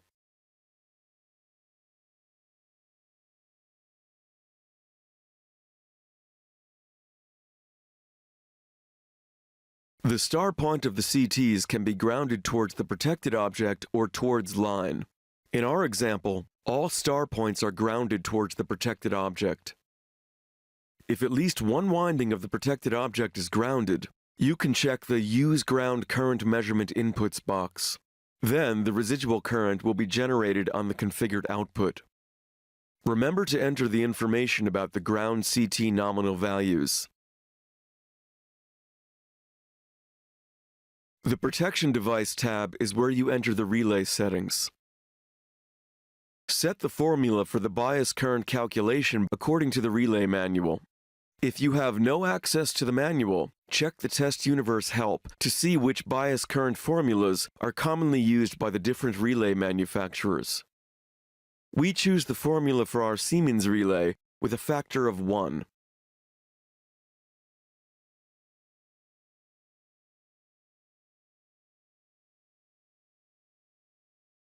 The maximum test time restricts the time for each shot to protect your relay. The delay time is the time in between consecutive test points. It is used to give the relay time to reset. Next, we have to specify the current settings. Therefore, we have to look how the characteristic is built. Small differential currents are also possible under healthy conditions. They exist due to transformer magnetization, tap changer, leakage, and saturation effects. The addition of all these effects represents the maximum differential current that is possible under healthy conditions. The differential characteristic is an approximation to all these effects. In our example, the characteristic starts at the low set value, which is 0.25 times the nominal current. It rises to 6 times the nominal current, which is the high set value. Above this value, the relay always trips independent of the stabilizing current. Input these two values, low and high set, in the entry fields. Consider the operating time for the particular relay when it comes to specifying the time settings.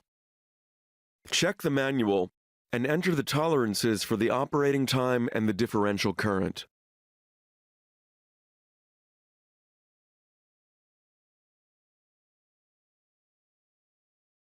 The output values are calculated based on the reference winding and the reference current. Note that these settings have to match the relay setting. This ensures that the differential and bias current values calculated from the relay are equal to the values visible in test universe. If you selected Protected Object Nominal Currents, the currents calculated in the first tab will be used as reference currents. If you select Current Transformer Nominal Current, the CT nominal currents entered in the second tab will be used. Depending on the network configuration, zero-sequence elimination can be necessary in case of a single-phase fault. A typical case scenario is when a transformer is isolated in one side and grounded in the other. A fault outside the protected zone can lead to a false trip if no zero-sequence elimination is applied. This way, the zero-sequence components are subtracted so the currents at both sides are comparable. This operation may either be performed within the relay or by using interposing transformers. You have to specify if the zero-sequence elimination is applied so that test universe adds the zero-sequence component to the output currents if necessary. In other words, test universe reverses the relay's operation to ensure a perfect match between the calculated values from the relay and the test point specified in the test module. The Characteristic Definition tab is used to enter the characteristic. Each line segment is defined by its start and end points. Often these points are not given in the parameter set of the relay directly. Then you have to calculate them from the information available.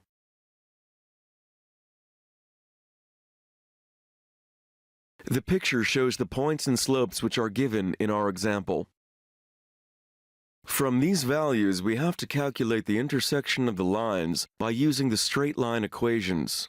We get the 3 points required to define the characteristic in test universe.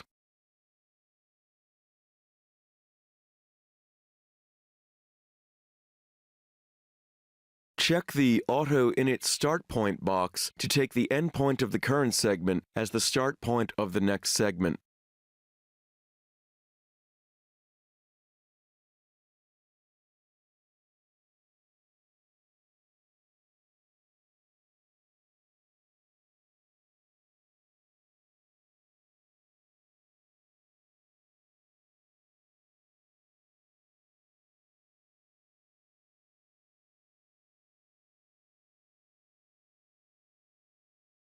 The harmonic restraint characteristic can be defined in the Harmonic tab. You have to specify which harmonic component is subject to test. In this case, the harmonic restraint is activated for the second and fifth harmonic. The second harmonic is part of the inrush current that appears at the switch-on operation of a transformer. Enter the threshold for the harmonic restraint and define the tolerances. We keep the default value of 20% since it matches our relay settings. The fifth harmonic restraint prevents false tripping of the relay in the event of overexcitation. The threshold for this harmonic is set to 45% in our example. Click Update to validate any change in the entry fields. Our characteristics for the harmonic restraint are straight lines. If the characteristic is composed of several segments, you can enter the start and end points of each segment as we did in the Characteristic Definition tab. Now, confirm the dialog to save the information. The next step in Omicron's Ohm's law is the global hardware configuration. Since we are testing a differential protection, we need 6 current outputs, 3 for each winding under test. No voltage outputs are required. Name the outputs accordingly in the Analog Outputs tab.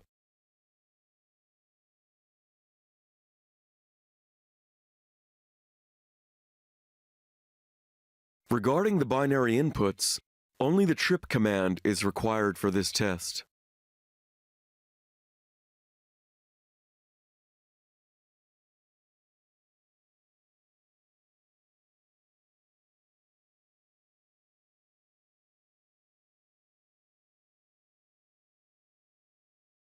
The Diff Configuration Test module tests the wiring and configuration of the relay by simulating faults that are located outside the protected zone. If in such a test case, the relay trips, this indicates a wiring or configuration fault within the protection panel. This video tutorial will focus on the configuration of the test module. Check the previous tutorial to see how the setup of the test object and the global hardware configuration is done. Before going any further, check the local hardware configuration to verify that the current outputs and the trip signal are enabled. The test view provides 4 tabs to parameterize the test. A single-line equivalent circuit diagram for the protected object is shown on the right-hand side. The binary outputs can be activated or deactivated from this tab. The General tab contains the information about the fault and the trigger conditions. For the sake of simplicity, this video tutorial will only show the test with regards to the primary and secondary windings.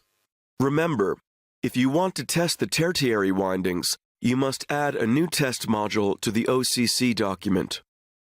The default setting here is fault primary supply secondary. However, we can locate the fault at the secondary side. The single-line diagram changes accordingly. For transformers with 3 windings, you can apply a load current. This load current is applied to the 3rd winding, as displayed in the single-line diagram. The use of the load current is not required by our relay. This test module gives you the option to check the readings from the relay and assess the results manually. The test time is the maximum period of time that the test current is output. Therefore, select a large enough test time that allows you to enter these values. Check the Apply Voltage box to enable the voltage output of the selected winding if necessary. To test a line differential protection, 2 or more CMC test sets can operate synchronized by a GPS, a PTP, or an iRig-B time reference. Choosing primary, secondary, or tertiary defines the currents to be injected when the CMC test sets are triggered. Choose the trigger condition. In this example, we just use the trip signal. A relay trip is not expected during the execution of this test. If a trip is detected, the diff configuration test module will automatically evaluate the test as failed. If no trip is detected, you have to assess the test manually. In the Test Data tab, choose the fault type and add the test points. The nominal current refers to the selected fault side, which is the secondary side in this example. The single-line diagram shows the resulting currents to be output by the CMC. The Test tab is where you assess the test. Select the values that you will read out from the relay. For example, the differential and the bias currents.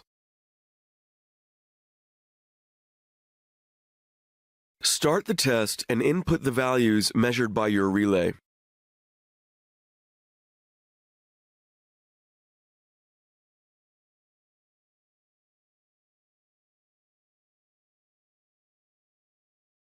Since these values are correct and the relay did not trip, we can assess the test as passed.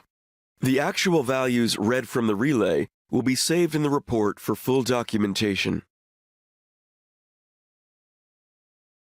The Differential Operating Characteristic module tests the operation of the protection device for faults inside the protected zone. This video tutorial will show you how to configure the test module. Verify that the current outputs and the trip signal are enabled in the local hardware configuration.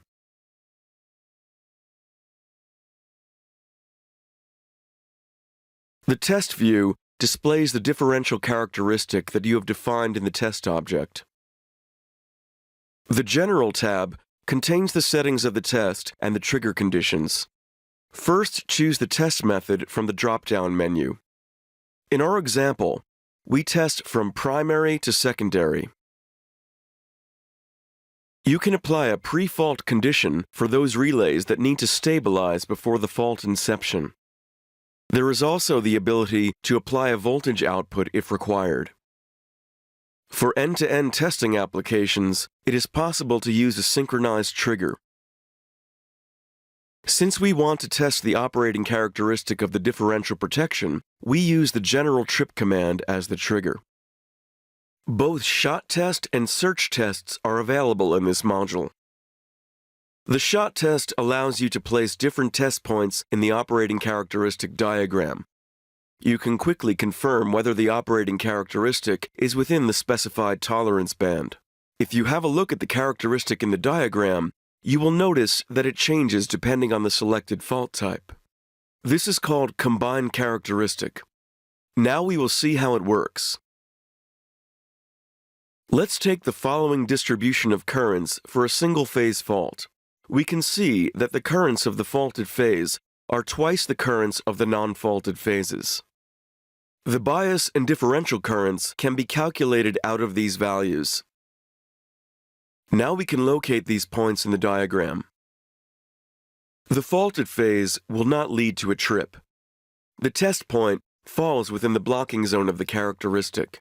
However, the relay will trip because of the currents in the non-faulty phases. For this reason, the characteristic for the non-faulty phases has to be adapted in order to match the relay's behavior. The characteristics of the faulty and the non-faulty phases are then put together to get the resulting characteristic.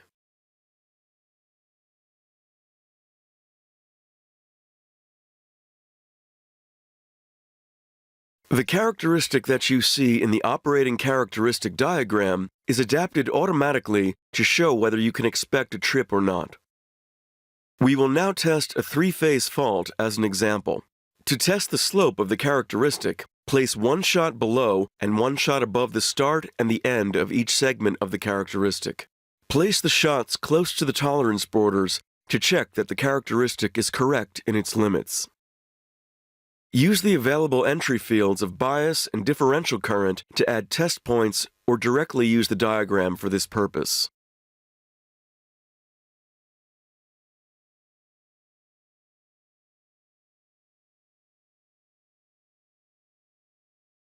Now we are ready to start the test and assess the results.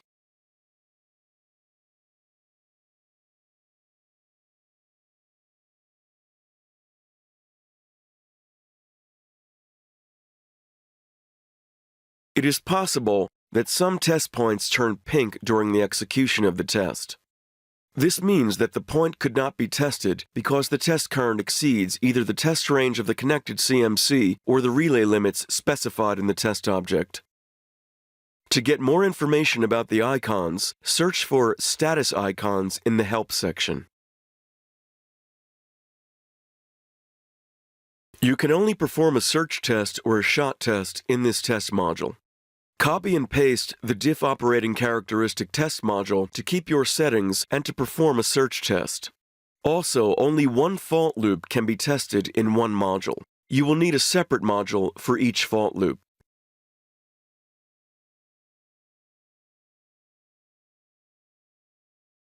The search test allows you to find the exact position of the operating characteristic. To insert a test line, enter the value for the bias current or right-click in the diagram.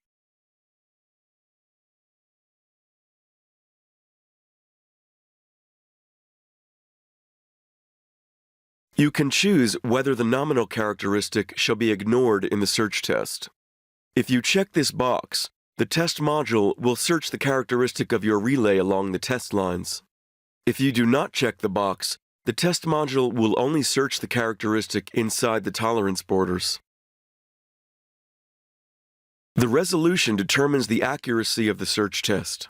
The test module will take the larger of the absolute and relative values for each test line. We can keep the default values for the resolution and start the test.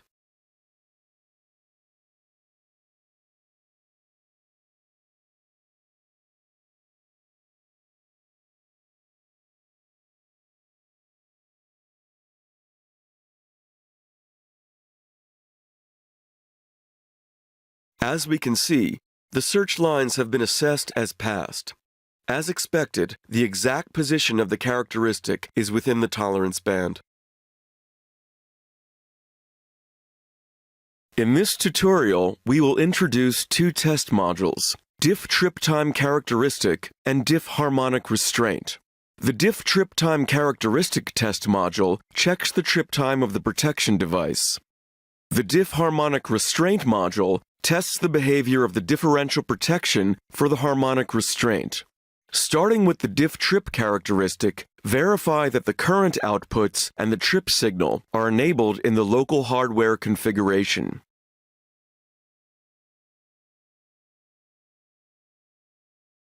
The test view provides 4 tabs to parameterize the test. The binary outputs can be activated or deactivated from this tab. In this test module, you can use different tolerance values than those you specified in the Rio block differential. If you want to enter new tolerance values, check the Use Evaluations Factors box and fill out the entry fields below. Select Apply to enable the voltage output of the selected winding. In the General tab, you can define a pre-fault state and choose the trigger condition. In the Other Settings section, you can choose the windings to be tested. Keep in mind that the fault side is always assigned to the reference winding defined in the Rio block differential. Furthermore, you can set the test line slope, which represents the relationship between the differential and bias currents. Based on this value, Test Universe calculates the bias current for the test. In the operating characteristic diagram, the test line is displayed. Make sure that this line is above the line of the characteristic. This ensures that the trip time can be assessed. Usually, it is not necessary to change the default setting for the test line slope.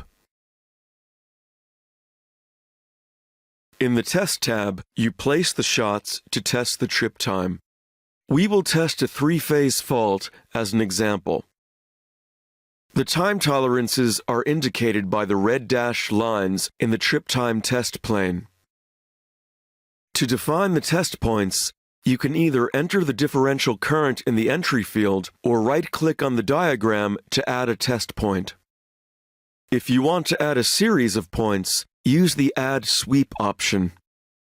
In this case, you must define the start and end values. Enter the step size and add the points to the table.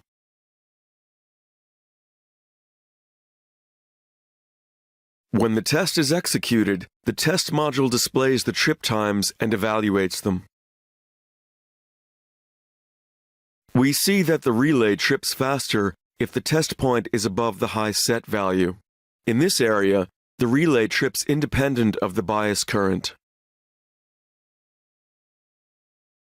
Now it is time to open the diff harmonic restraint test module. Again, verify that the current outputs and the trip signal are enabled in the local hardware configuration.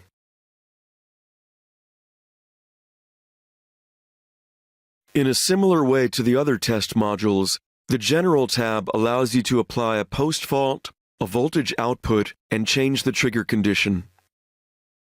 In the diff harmonic restraint test module, you can perform a search test or a shot test. It is not possible to run both in the same test module, so we will show you the shot test first. This test makes an estimation of the blocking and non-blocking zones of the harmonic restraint function. We will do the shot test for the second harmonic. Usually, you can keep the default phase shift angle between the harmonic current and the differential current. If you want to use another value, enter it in the entry field. Enter the differential current and the harmonic ratio to add a test point or use the diagram. Place a shot next to the tolerances of the characteristic right at the beginning and the end of the line. In that way, you can test the slope of the harmonic restraint characteristic.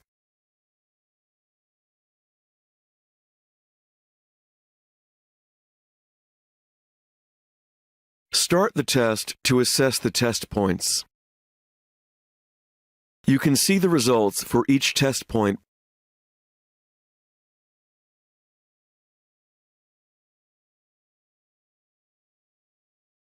To perform a search test, we insert a new module in the OCC file.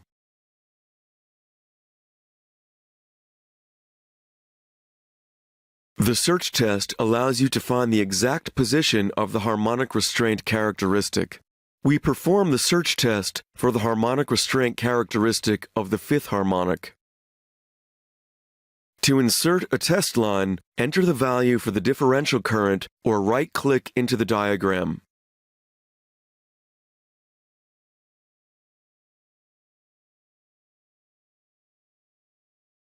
You can also choose whether the nominal characteristic shall be ignored for the search test.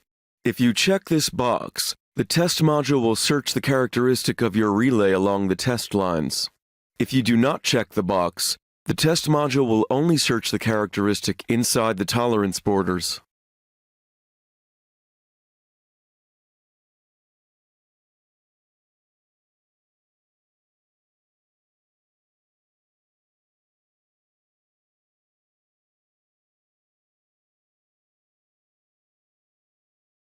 As expected, the exact position of the characteristic is within the tolerance band. Therefore, the search lines have been assessed as passed. Due to the high level of accuracy and stability of the CMC test sets, meter testing has become much easier. The use of reference meters is no longer required since the signal source itself becomes the reference.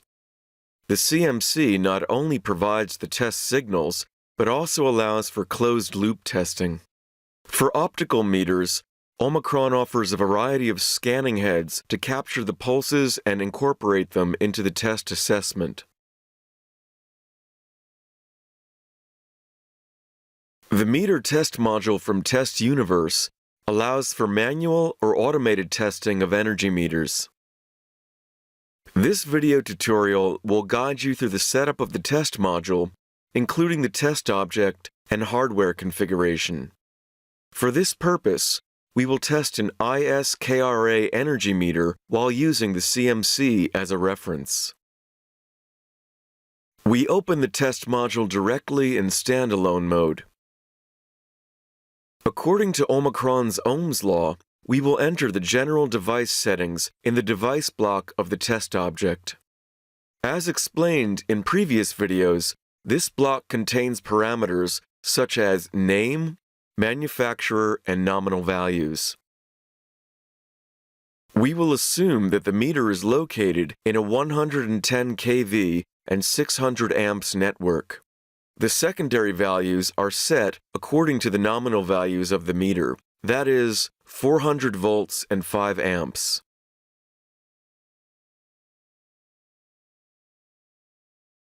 As we are using a dedicated test module, a new RIO block is also available. The meter block contains the specifications of the meter that are required for conducting the test. As we can see from the first drop-down menu, this module supports different meter functions, including, for instance, the measurement of active, reactive, and apparent power. Depending on the power flow definition, we have to indicate whether exporting should be considered from the point of view of the generator, that is 0 degrees, or from the point of view of the consumer, that is 180 degrees. Set this parameter according to the meter's configuration. When choosing one of the meter functions, it is necessary to specify the energy direction of the test according to our definition. In our particular case, we will check the energy in watt-hours from the generator's point of view. Now, we can choose from importing, exporting, or bidirectional. The power angle of the test will be adjusted depending on this selection. We will choose exporting, so the power angle will be set to 0 degrees by default. The test can be performed with any balanced or unbalanced load for single-phase, 3-wire, and 4-wire meters.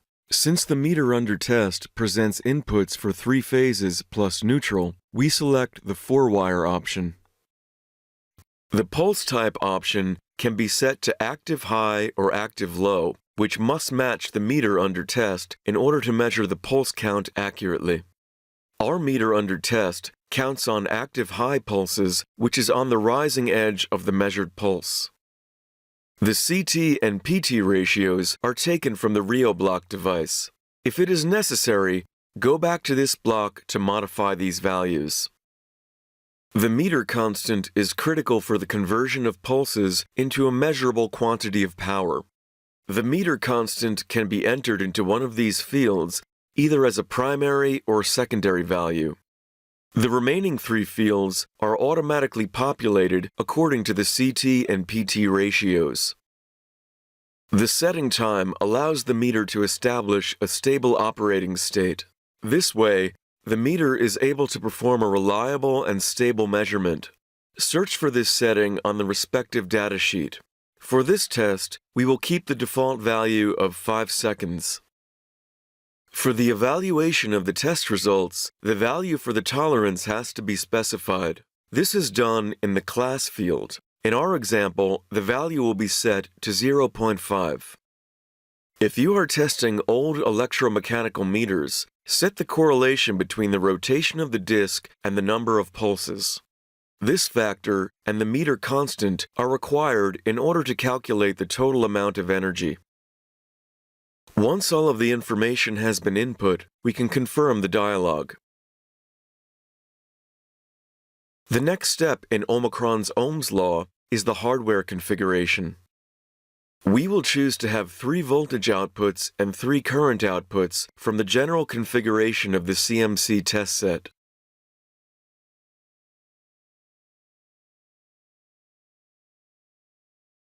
This particular meter includes binary outputs in addition to LEDs. This means that there is no need to use an optical scanning head since we can route one of the relay's outputs to one of the CMC's binary inputs. Therefore, we configured the first input to be a counter and we confirmed the dialog.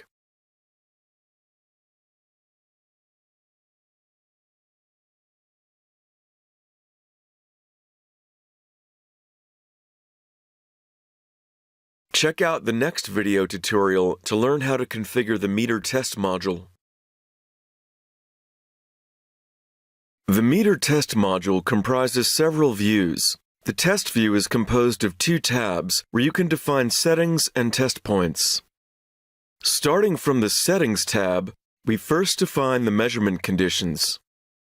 The drop-down menu allows the values to be set as either secondary or primary, where the CT and VT ratios are applied. The time sequence of a meter test starts with the warm-up time, where the nominal voltages are output.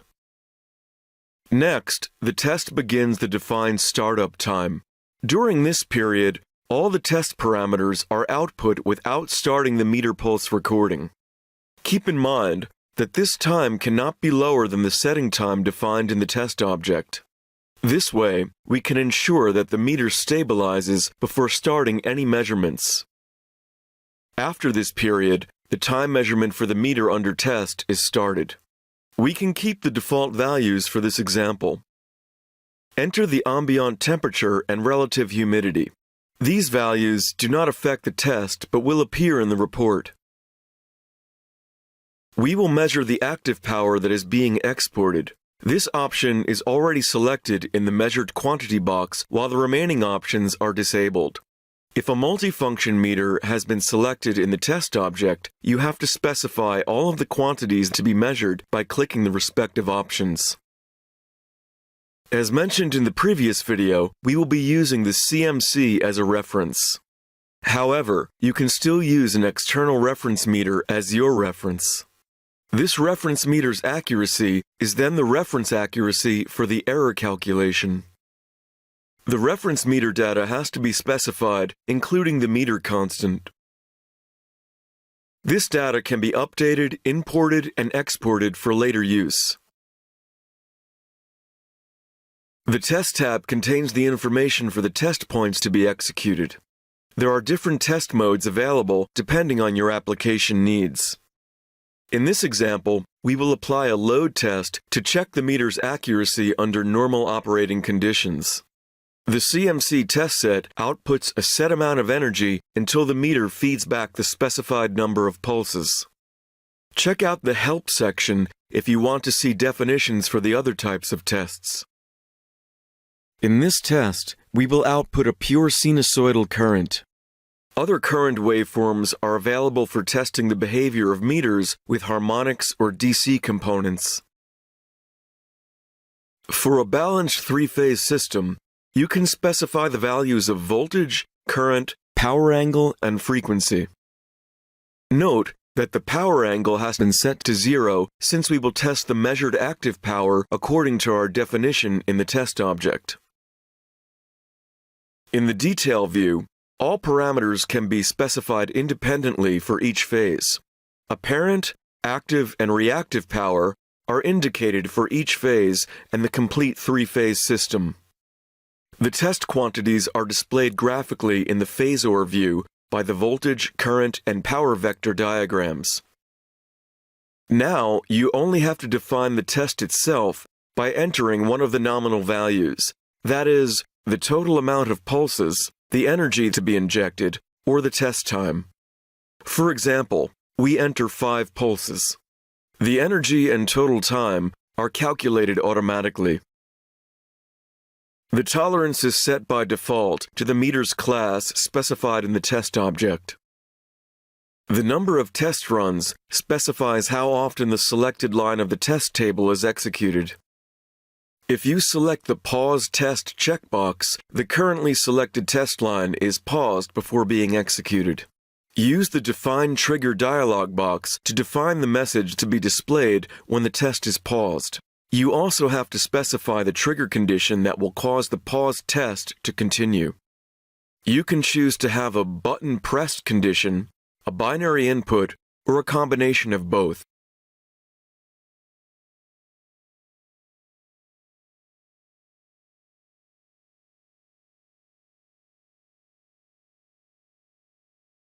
Now, run the test and check the results.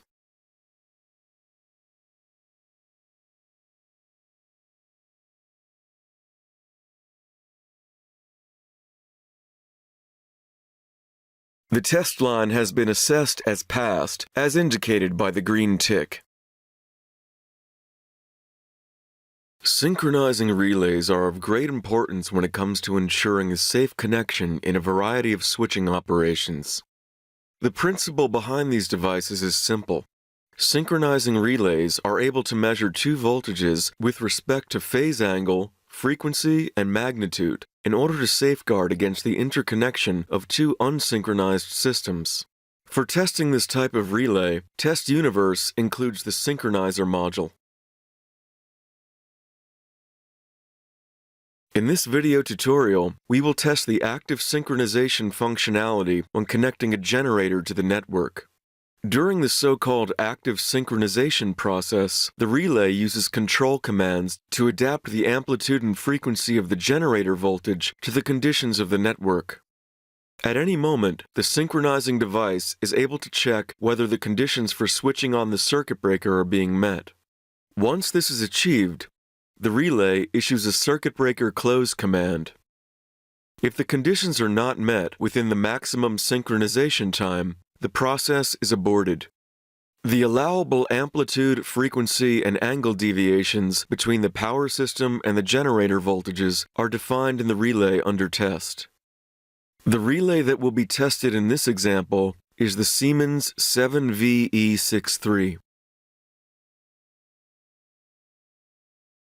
Since we are about to test a new relay type, we will open a new OCC file. This document will contain the synchronizer test module. According to Omicron's Ohm's law, we first configure the global test object. As usual, the device block will contain the general device settings such as the name, manufacturer, and nominal secondary values for the reference system. As you can see, a new REAL block is available to define the parameters of the synchronizing relay. The first tab contains some information about the systems that need to be synchronized. System 1 is always considered the reference system. Its values for secondary and primary nominal voltages are set in the device block. If the secondary voltage of System 2 differs from System 1, clear the Use Ratio of System 1 checkbox and input the corresponding value in the edit box underneath. Select the direction of the phase rotation and choose the voltages that need to be compared in the Connected Voltages drop-down menu.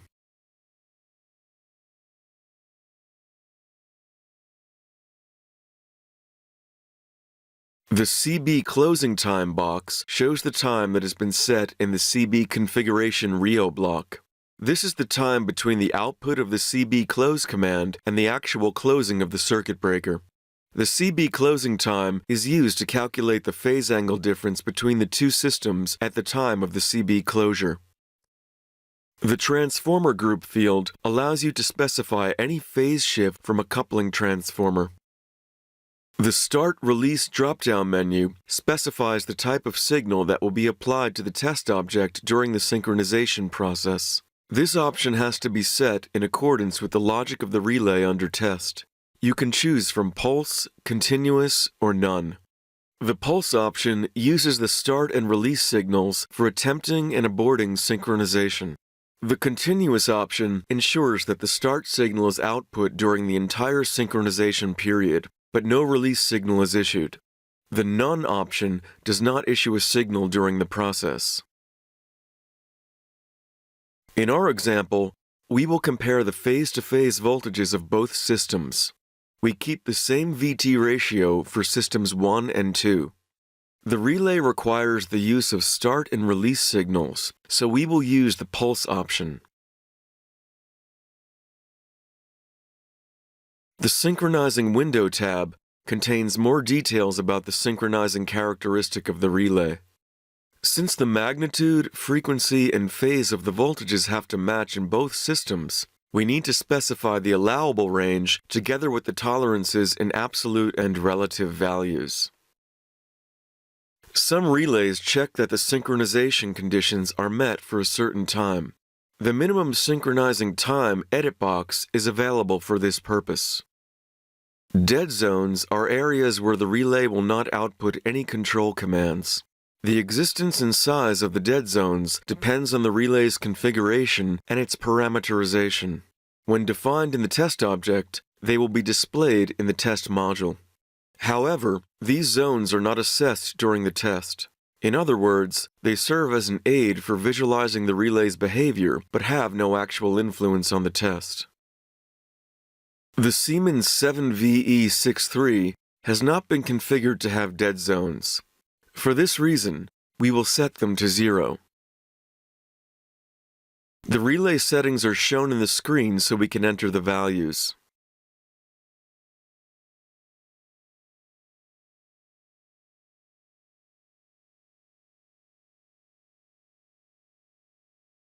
With regards to the hardware configuration, we choose a general configuration with 4 voltage outputs and no currents. For this test, we need 2 output voltages. One of them represents the phase-to-phase voltage of the network, while the other is the phase-to-phase voltage of the generator. Regarding the binary inputs, 4 of them will monitor the control command signals of the relay. That is, 2 signals can raise and lower the voltage magnitude, and 2 more signals can raise and lower the frequency. An additional binary input will be used to monitor the relay's circuit breaker close command.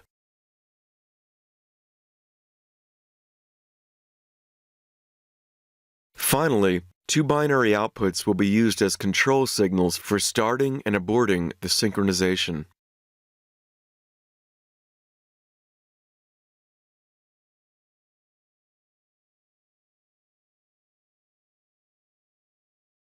Now, we are ready to configure the test module. Check out the next video tutorial to learn how to configure the synchronizer test module.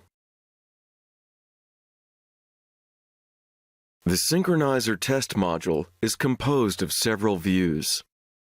The test view provides 4 tabs to parameterize the test. The sync view contains the relay's synchronization characteristic. It shows the difference in voltages versus the difference in frequency from System 1 and System 2. The test points will be depicted in this diagram. The synchronoscope displays the phase difference between System 1 and System 2. The solid green lines represent the allowable phase difference, while the green dashed lines symbolize the tolerances entered in the test object. When the test is started, the blue arrow rotates in order to show the phase difference that is being measured between the two systems. The higher the frequency difference between the two systems is, the higher the rate of change will be for the phase difference. The blue arrow stops when the relay issues the circuit breaker close command. A red arrow appears after the closing time to show when the circuit breaker is actually closed.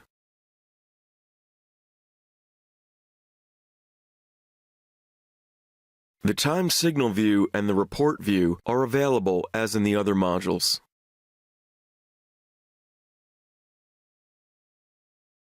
Now we will focus on the settings of the test view. The Settings tab contains common testing parameters that are used by the different test modes, that is, function, adjustment, and auto test modes. During the pre-synchronization time, the voltages are output by the CMC test set, but no start signal is issued to the synchronizing relay. This allows the voltages to stabilize. At the end of the pre-synchronization time, the start signal is issued. The maximum synchronization time limits the amount of time for each test point. Only when the synchronization is achieved within this time can the test advance into the post-synchronization period. During this time period, the CMC test equipment continues to output voltages and it sends the release command. The minimum post-synchronization time that can be input depends on the start-release type defined in the test object. If set to continuous or none, the minimum post-synchronization time is the CB closing time. If set to pulse, as in our case, the minimum post-synchronization time is the higher value between the circuit breaker closing time and 500 milliseconds, which is the pulse duration issued by the synchronizer. If no synchronization is achieved, a release signal is sent to the relay and the test for this point is finished. The delay is the time in between 2 points during which no voltages are output. Once these time settings are entered, we can proceed with the first test. The Function tab checks the correct performance of the circuit breaker close command under different operating conditions. Based on the synchronization conditions defined in the test object, the module compares the nominal response that is expected with the actual behavior of the relay. As a result of this comparison, the test point is assessed as passed or failed. Remember to check the local hardware configuration before configuring the test module. To get points into the table, you can either use the input fields or add a point directly from the sync view. Use the Quick Test option to add a total of 8 points at the tolerance borders. This is a quick way to insert meaningful test points into the test table. We will use the Quick Test option, but we will shift the points where the frequency difference is 0. This is because the relay requires a certain frequency deviation to work properly.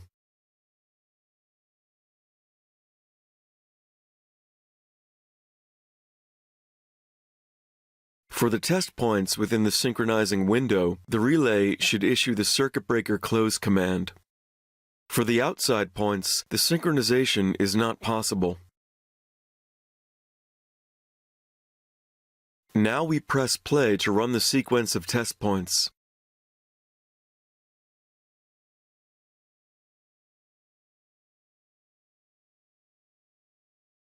For each test point, the synchronoscope shows the relay's close signal and the moment that the circuit breaker is actually closed.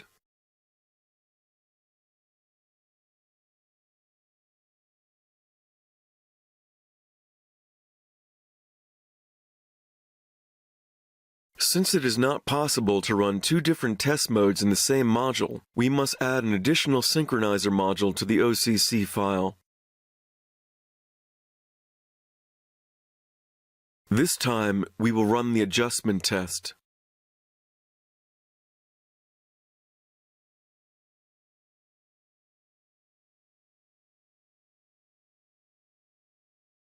This test allows us to check the actuator commands issued from the relay to the generator.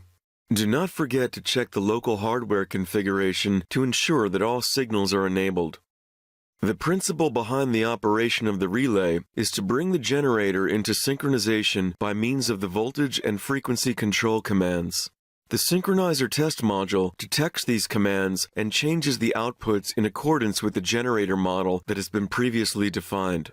The relay has to issue the control signals until reaching synchronization conditions. During the controlling process, all points are driven to a specific target point inside the synchronizing window. This target point depends on the logic and configuration of the relay, in this case, 40 MHz and 0 volts.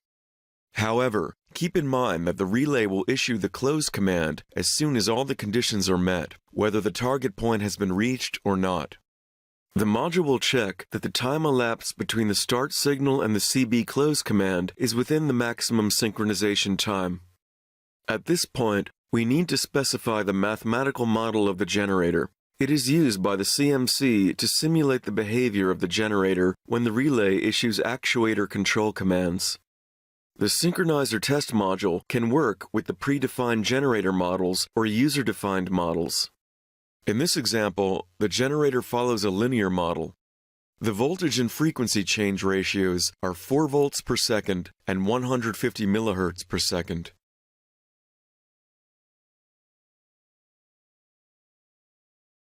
Now we add 4 test points to the table, all of them outside of the synchronizing window, and we start the test to assess the results.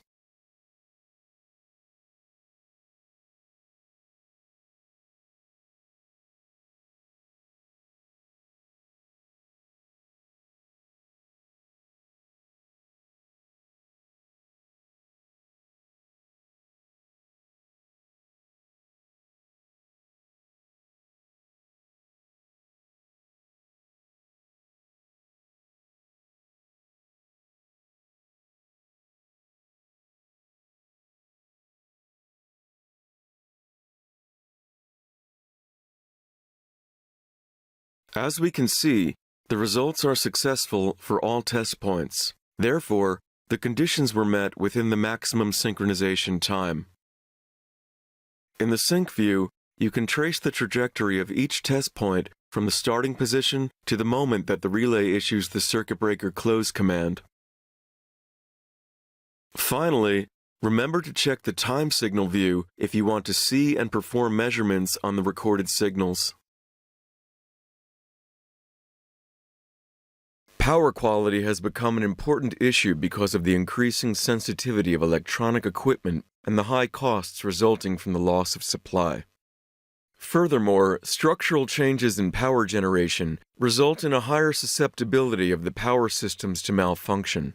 Therefore, the use of power quality analyzing devices is becoming more and more common. New regulations like the standard IEC 62586 are appearing to guide the testing and calibration of devices used to measure power quality. The Power Quality Signal Generator Test Module enables the generation of signals for simulating power quality phenomena with a CMC test set. It provides the entire functionality required to test power quality meters according to the new standard IEC 62586. To test a power quality meter, the CMC 256 Plus is the first choice because of its high accuracy. You can also use other CMC products like CMC 356 or CMC 353 if the accuracy requirements allow it. For example, to test Class S power quality meters. The PQ Signal Generator Test Module allows the definition of tests which consist of a sequence of individual test states. Each test state represents the output of a defined signal for a specified time to simulate a specific power quality phenomenon. The assessment of the meter's reaction to the applied signal can be done either manually or automatically. The results of the test are logged in the test report. In this tutorial, we will show you an example of a type test with the power quality signal generator module as it is done by the manufacturer or a certifying body. Doing so, we will perform one of the power frequency tests according to IEC 62586-2. The nominal frequency of the power quality meter under test is 50 Hz, while the nominal line-to-line voltage is 100 volts. The first step in the power frequency test is to check that the averaging interval is 10 seconds. That is, the frequency readings must be obtained every 10 seconds.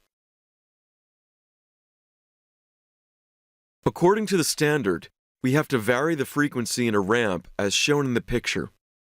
The ramp lasts 10 seconds. Its highest value is 57.5 Hz, and the lowest 42.5 Hz. Keep in mind that these values are only correct for a 50 Hz power quality meter. According to the test criteria of the standard, the value measured every 10 seconds shall stay the same within twice the intrinsic uncertainty of the meter. Furthermore, the total number of frequency readings must be 11, 12, or 13 in 2 minutes. We will use a new OCC file to perform this test. The information in the test object must be completed prior to the test. For the power frequency test, we enter a nominal frequency of 57.5 Hz. The reason for choosing this value will be explained later in this video. The nominal primary line-to-line voltage is 110 kV, while the secondary voltage is 100 volts.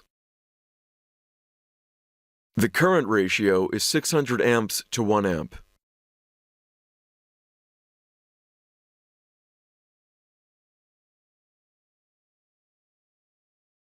The global hardware configuration allows you to define the inputs and outputs of the CMC that need to be used. We require 3 voltages and 3 currents to perform this test. Remember to perform a wiring check before proceeding with the test. Now we insert the power quality signal generator test module to conduct the power frequency test.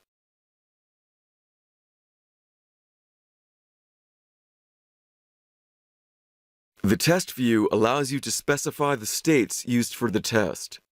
At the beginning, there is only one test state by default. Go to the States tab to insert a new state according to your needs. The signal type can be chosen from the drop-down menu. These signal types are set in accordance to IEC 61000. You can also use the Quick Insert button and change the signal type in the test view. All test states can be renamed accordingly. Since IEC 62586 specifies that the power frequency test must last 2 minutes, we can execute the ramp 12 times to match the specification. This can be done by entering the right value into the number of loops field. The detail view contains the specific parameter settings of the test state that is selected in the test view. Accordingly, the content of the detail view depends on the signal type of the selected test state. Use the Help menu to learn more about the detail view configuration of a specific signal type. The upper area of the detail view holds the specification of the incident times and the voltage or current channels that the signal is applied to. In order to set the incident times, it is necessary to take a few facts into account. Since we want the ramp to start immediately and to be repeated afterwards, the pre-incident and post-incident times can be set to 0 in this case. For the power frequency test, one can see that the incident time will be on the tip of the triangle. Therefore, we can assign the shortest time possible, which is 1 millisecond. The nominal voltage is linked to the value specified in the test object. The reason for entering a frequency of 57.5 Hz in the test object becomes clear at this point. The upper limit of our ramp is set to this value by default. Use the checkboxes to select which voltage channels you want to apply the signal to. A box that is unchecked does not imply that the output is deactivated. It only means that the nominal voltage will be output at this channel. Remember that any output can be deactivated from the hardware configuration. The lower part of the detail view contains additional settings of the ramp. The incident value is the minimum value reached by the ramp. In our case, it is 42.5 Hz. The purple background of the voltage indicates that the value is linked to the nominal value specified in the Rio block. Each ramp takes 5 seconds, which makes a total of 10 seconds for the two ramps. The threshold value is the value where the power quality meter should detect the incident. Since we do not want the meter to detect an incident, but to check the averaging interval, the threshold value is not required. Therefore, it can be set to any point below the incident value. Anyway, the threshold value is only a graphical representation, and it will not influence the test. In the General tab at the Detail view, you can choose a binary input for the automatic assessment of the test. Just check the binary input box and select the signal from the drop-down menu. Remember that the signals must be enabled in the hardware configuration. This option requires a meter that provides you with binary outputs for the assessment. In this example, we will proceed with a manual assessment so that no binary inputs are required. You can also define the state of the post-incident binary outputs. They can be set to open or closed during the post-incident time of the state. Furthermore, you can define the magnitude and phase of the current outputs. For the manual assessment of the test, it is necessary to insert an assessment state. The two test states are grouped together by default, which means that both states will be repeated according to the number of loops specified in the entry field. Since only one assessment is required, you can use the Split button at the States tab to segregate the assessment from the power frequency test. Likewise, you can use the Merge button to group the selected test states. As the assessment state is meant for manual assessments, you can include an instruction for the tester in the Detail view. For instance, we can define an instruction according to the requirements and specifications of the standard.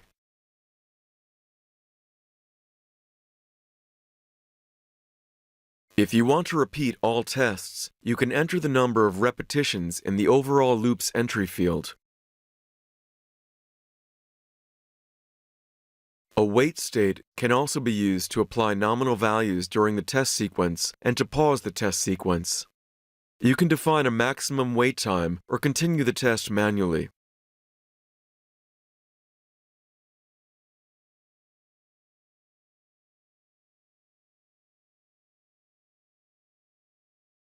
Starting the test causes the test progress window to open.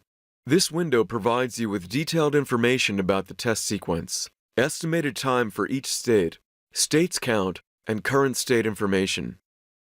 With the Highlight Current State box, you can see the current state in the test view.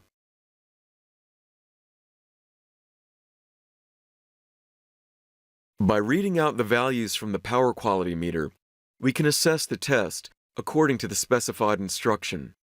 In this example, we have checked a total of 12 readings. You can enter any result in the comment field. Since the frequency of all measurements is within the intrinsic uncertainty, we can assess the test as passed.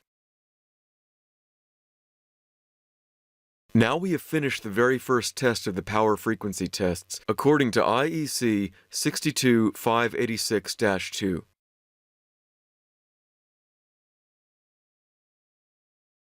To save time for preparing such tests, Omicron provides you with a number of templates for testing power quality devices according to the standard requirements.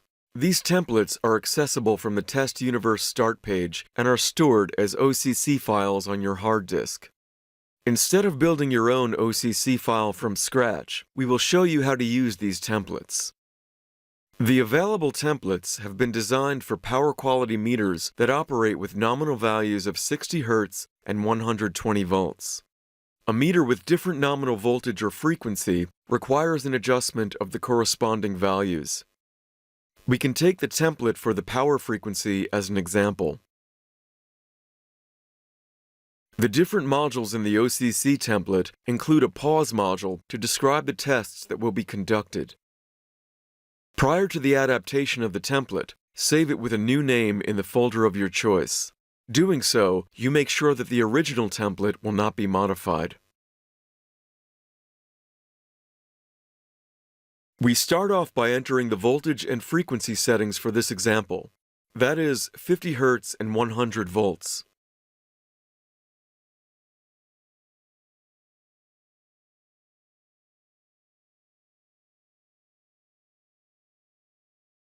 The capabilities of the power quality signal generator test module are many. For instance, you can test the variations due to single influence quantities. This test is specified in section 1.3 of the standard. With this test, you can check the influence of the voltage and of the harmonics on the measurement uncertainty. The local hardware configuration must be checked before the module is configured. The multi-incident signal type is used to generate any combination of the signals available, which turns out to be a perfect solution for this test. This signal type can combine power, frequency, flicker, voltage unbalance, harmonics, and interharmonics. Each of these signal types can be individually parameterized according to your needs. In the first multi-incident test state, the signal types power frequency and voltage unbalanced are combined. Since the template has been created for 60 Hz, it is necessary to adapt the related values. The incident value of the frequency must be changed according to the standard.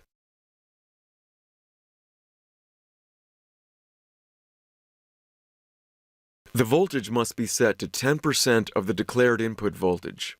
In our case, this is 10 volts.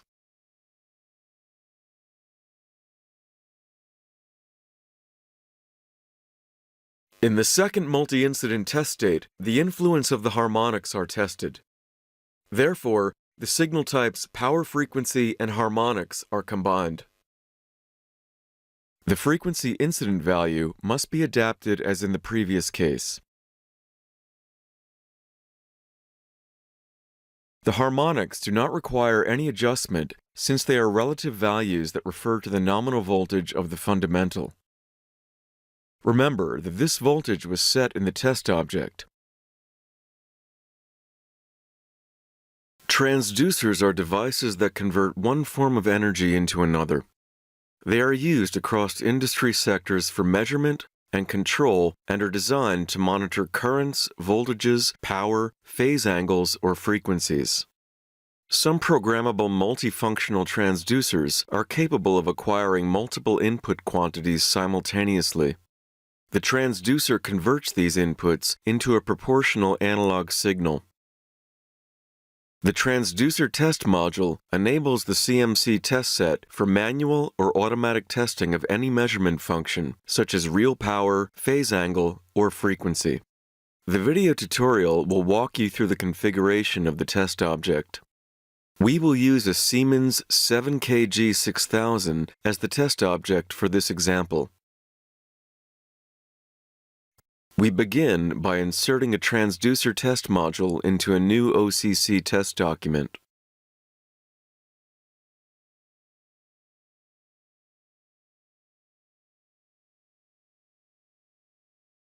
Use the device block from the test object to enter general information, such as name, manufacturer, or nominal values for primary and secondary. If the VT and CT ratios are entered, you will be able to work either with secondary or primary values in the test module.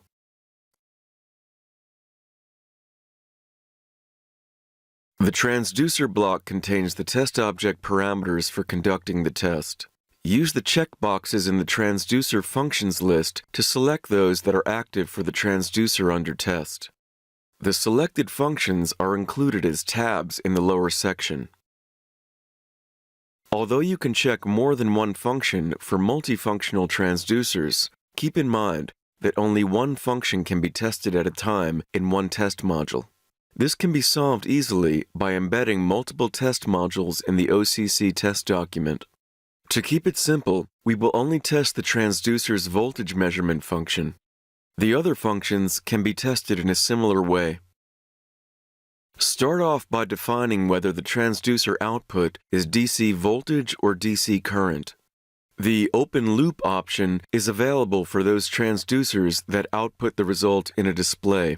In the test module, a pop-up dialog allows you to enter the transducer's reading. The angle calculation determines how the transducer measures the power system phase angle. Either the voltage or the current can be taken as a reference, resulting in positive or negative values. Make sure that you match the setting of your transducer. The full-scale error reference, which is the difference between maximum and minimum value, is used to calculate the device error. This value will be compared with the specified tolerance value for the assessment of each test point. This selection is only available when a symmetrical characteristic is chosen. Otherwise, the option 0 to the maximum value is selected by default.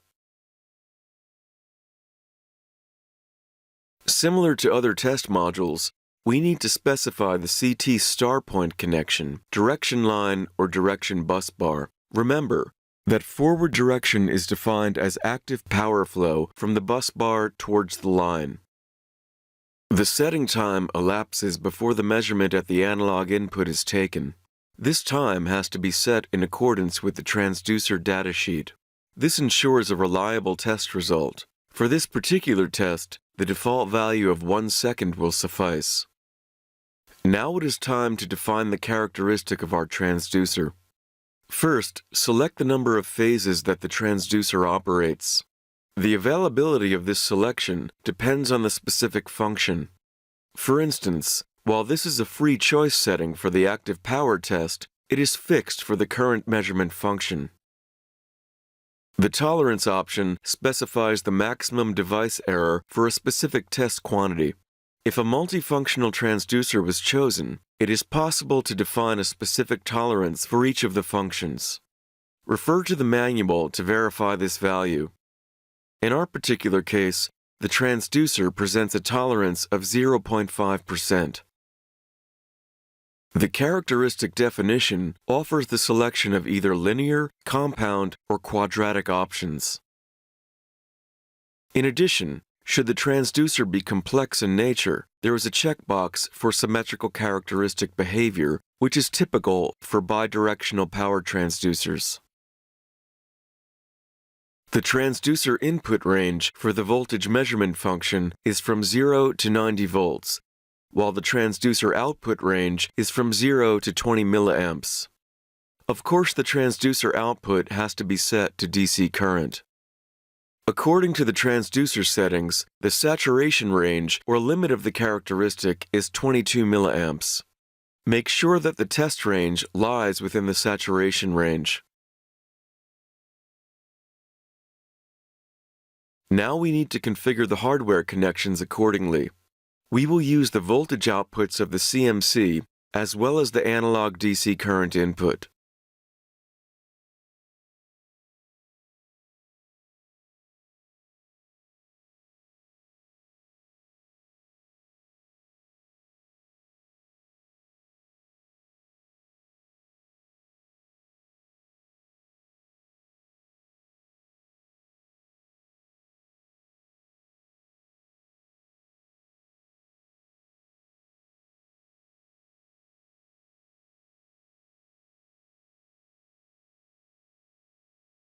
The transducer test module is organized in several views for easy testing and the easy assessment of results.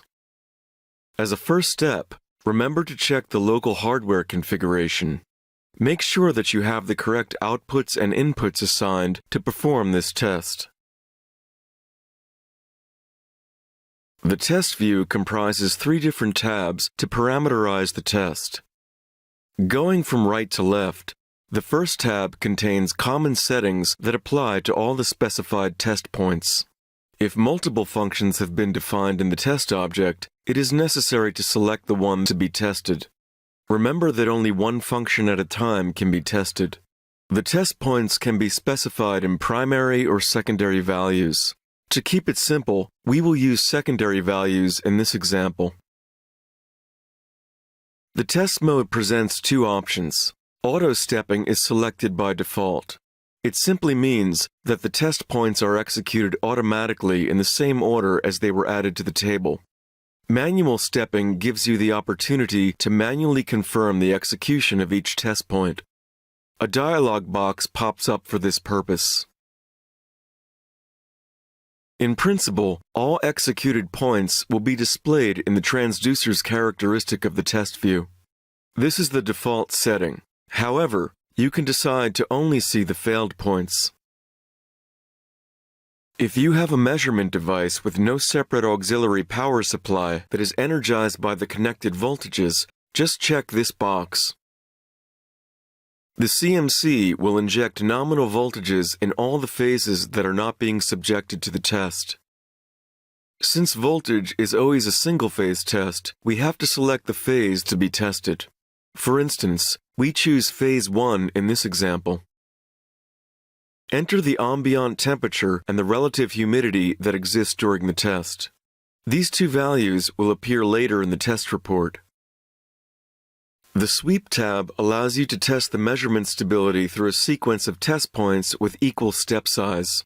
You can either define a voltage or a frequency sweep. The availability depends on the function that is tested. In fact, since we are testing the voltage measurement, only the frequency sweep is available. The input value will be applied to each test point of the sweep. In other words, this value will be kept constant while the frequency changes. Enter the sweep parameters, start, end, and number of points, to finish the configuration of the test. As we see in the simulation, the sweep is evaluated as a whole, and the result is displayed as a status icon in this field. Now we go straight to the Test tab, which is used for inserting individual test points. This can be done manually by entering the input value or by directly adding a point from the graph. An alternative and faster way of doing this is by using the Add Multiple option. This launches a sequence definition dialog where a maximum of 250 test points can be defined. For example, we can add 10 points from the range of 0 to 90 volts. Once we confirm the dialog, the test table is available. The test run specifies the number of times that a measurement is taken at a particular test point. If you choose 2 or more test runs per point, the average error and the standard deviation are displayed in the table and the test report. For each test point, you can have a look at the detail view. This section contains the data entry fields for the output generators and the resulting power. The availability of the fields depends on the function being tested. If any value is changed, all the related values are modified accordingly. For example, if the power is changed, the respective current is recalculated to match the power at a given power angle. It is also possible to apply a pure sinusoidal waveform or superimpose either a DC component or harmonics.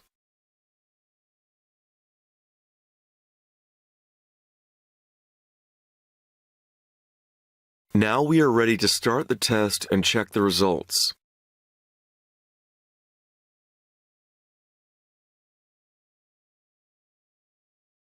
After the test is completed, the transducer test module provides error curves for the absolute error, relative error, and the device error. In this tutorial, you will learn how to use the Advanced Power module to test the power criterion of the QV protection. The role of the reactive power direction and undervoltage protection, also known as the QV protection, is to disconnect decentralized power plants from the grid if they begin to behave in a way that is not compatible with the system stability after a grid fault. The QV protection device, therefore, monitors the voltages and reactive power direction. The protection device trips when all phase-to-phase voltages fall under a certain value in case of a fault and the power plant is drawing inductive reactive power from the grid at the same time. When it comes to the power criterion, there are two different types of characteristic. With variant 1, the trip range is defined using a reactive power characteristic. In addition, a minimum current criterion prevents erroneous tripping at very low power values. Variant 2 uses a reactive power threshold. You can test both characteristics using the Advanced Power module. In this example, we will be testing a QV protection device using an angle characteristic. The angle is set to 3 degrees. The protection device uses the load reference arrow system. The set value for the undervoltage threshold is 85% of the nominal voltage and the minimum current is 100 milliamps. The trip time is 0.5 seconds. Our Control Center file already contains some test modules used to test other QV protection criteria. The next thing we need to do is add an Advanced Power module to test the power characteristic.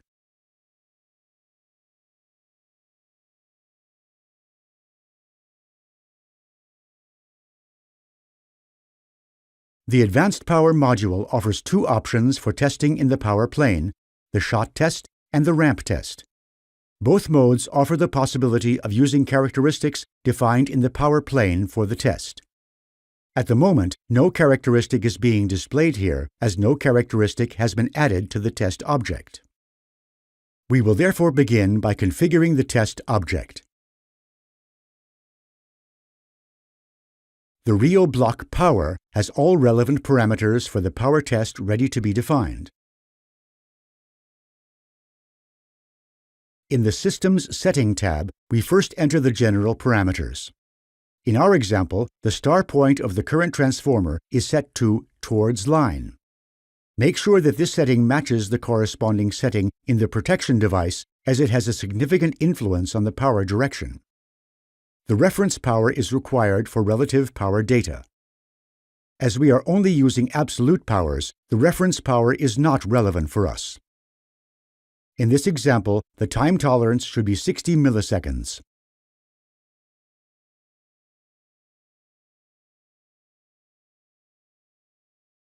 For the angle characteristic, the power tolerance is taken from the power angle tolerance. It is 2 degrees. The values for tolerance S absolute and tolerance S relative can be set to 0.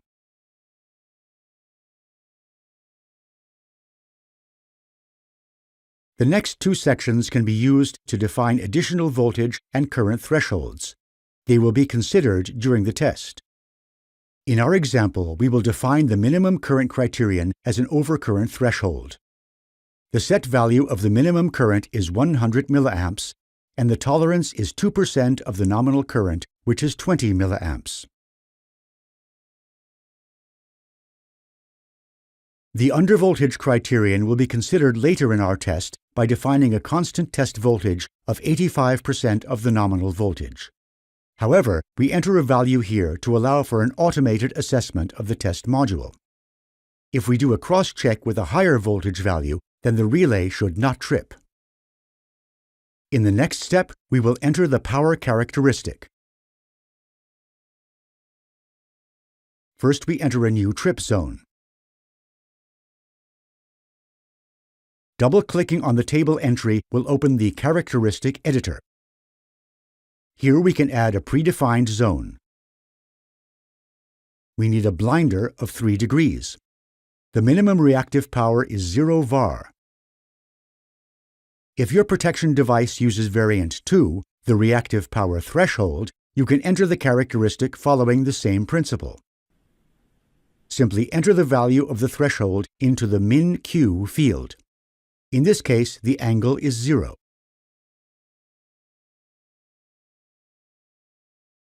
To finish defining the characteristic, we enter the nominal trip time of the zone.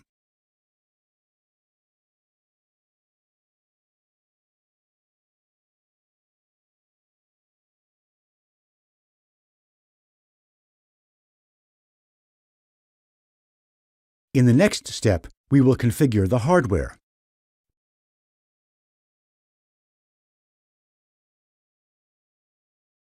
For the test, we require 3 voltages and 3 currents. We select the trip as the signal in binary input 1. We do not require any binary outputs for the test. Now we can set up our test.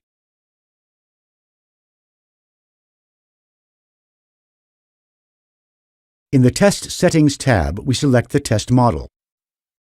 As we must ensure that the undervoltage criterion is always met during the tests, we select Constant Test Voltage. For the value, we need to enter a voltage that is less than 85% of the nominal voltage and outside of the voltage tolerance, for example, 82%.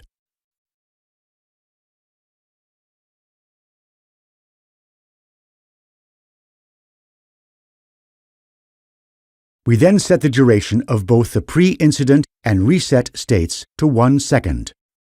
The reset state is output after every ramp to ensure that the protection device resets. It is important to ensure that the currents and voltages in both states are not within the trip range. The maximum incident duration is only relevant for shot tests and not for ramps. Now we define the power ramps in order to test the characteristic. The characteristic is indicated by the blue line on the power diagram. The red circle results from the minimum current criterion. To test the characteristic, we will define a total of 4 ramps, 2 ramps for active power generation and 2 ramps for active power drawing. It is important to ensure that the test currents are above the minimum current. We first select incident type ABC as the QV protection only trips when all 3 of the phase-to-phase voltages drop. Under ramp mode, we select S-Phi. We begin the first ramp at a test current of 300 milliamps. Initially, the angle of the apparent power is 180 degrees.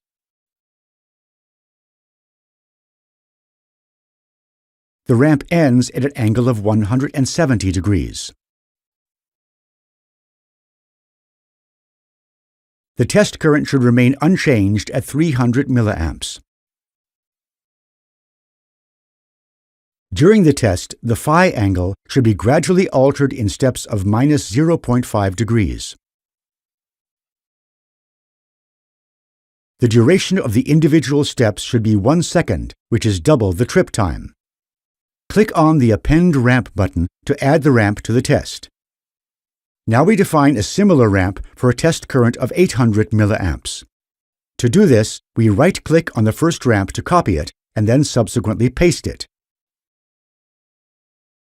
Then we change the test current for the start and end values accordingly. Now we paste the first ramp once again and change the power angle so we can test the characteristic for active power drawing. The ramp now runs incrementally from 0 degrees to 10 degrees.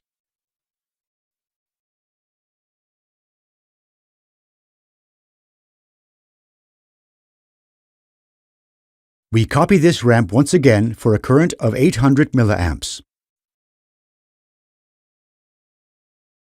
The 4 ramps are also displayed in the power plane. In the last step, we define the assessments. The first assessment is carried out for ramp 1. The measurement takes place at the point in time in which the trip signal changes from 0 to 1. We measure the phi angle. The nominal value is 177 degrees. The permissible deviation is 2 degrees. Now we copy the assessment so that we can use it for the second ramp.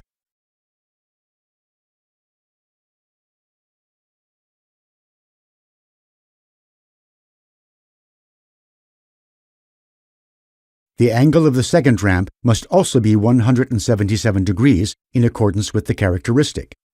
For the third and fourth ramp, the nominal value is 3 degrees respectively. Now we can start the test.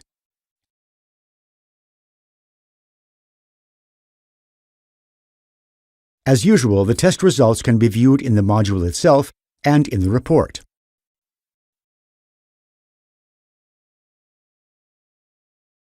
This concludes the test of the QV protection power characteristic.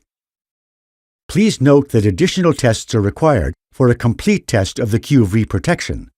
For example, an additional advanced power module can be added that contains a ramp at a constant test voltage above the undervoltage threshold in the reactive power trip range. In this case, the protection device must not trip. The test module examines the behavior of the protection device by using the values in the test object and automatically checks that the protection device has not tripped.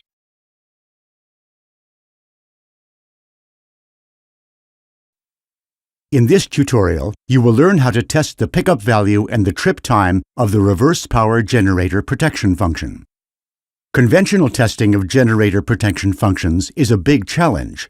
Without having a proper PQ plane to work with, it needs a lot of imagination and calculations to test all power protection functions.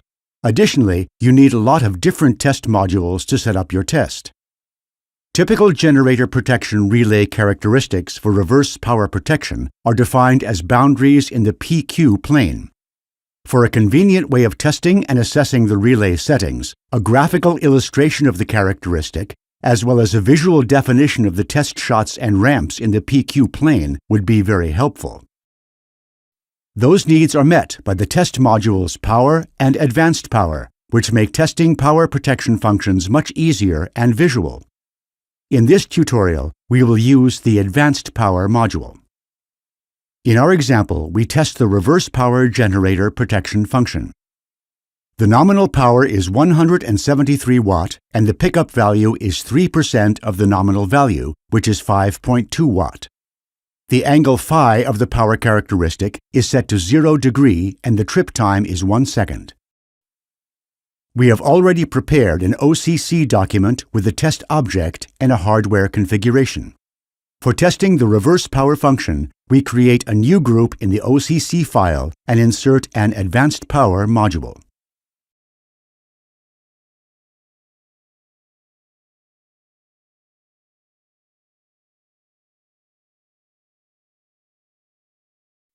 The advanced power module offers two options for testing in the power plane, the shot test and the ramp test. We will begin by configuring the test object with special attention to the Rio block for power protection. This Rio block Power comprises two tabs, one for general settings and the other one for defining the zones in the PQ plane. Let's start with the System Settings tab. In the upper part, we define the CT starpoint connection and the reference for relative power. Make sure to set the CT starpoint connection as it is in the relay, because it is essential for the power direction. The tolerances for power and time are required for the test assessments. They vary depending on the relay and are specified in the manual. The absolute and relative tolerances can each be defined, but the larger of the values is dynamically applied. If the relay manual does not state an angle tolerance, you may start off using the default setting in the test object. Some power protection functions are only active for a certain voltage or current range. In this case, a voltage and a current threshold can be set to allow for an automated assessment by the test module. In the Zone Settings tab, the zone characteristics can be defined. The Zones table contains a listing of all defined zones for all known zone types. We add a new trip zone to define the reverse power area. To simplify entering the settings, some common characteristic shapes are available as predefined types. We choose the percentage shape type. As zone orientation, we select -P. In this case, the blinder is 0 degree and the minimum value of P is 3%. To finish defining the characteristic, we enter the nominal trip time of the zone, adding the minimum operating time of the relay under test.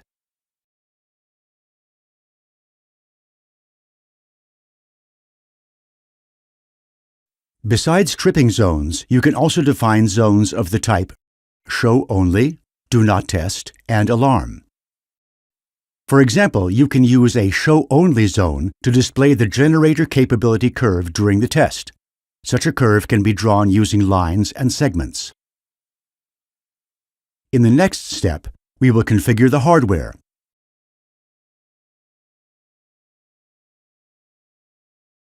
For the test, we require 3 voltages and 3 currents. We assign a trip contact of the relay to binary input 1, as trip zones expect a binary input assigned to trip. In addition, we assign the start contact to detect when the relay picks up. If you had also defined an alarm zone, it would expect a trigger signal at the binary input assigned to alarm. We do not require any binary outputs for the test. Now we can set up the tests.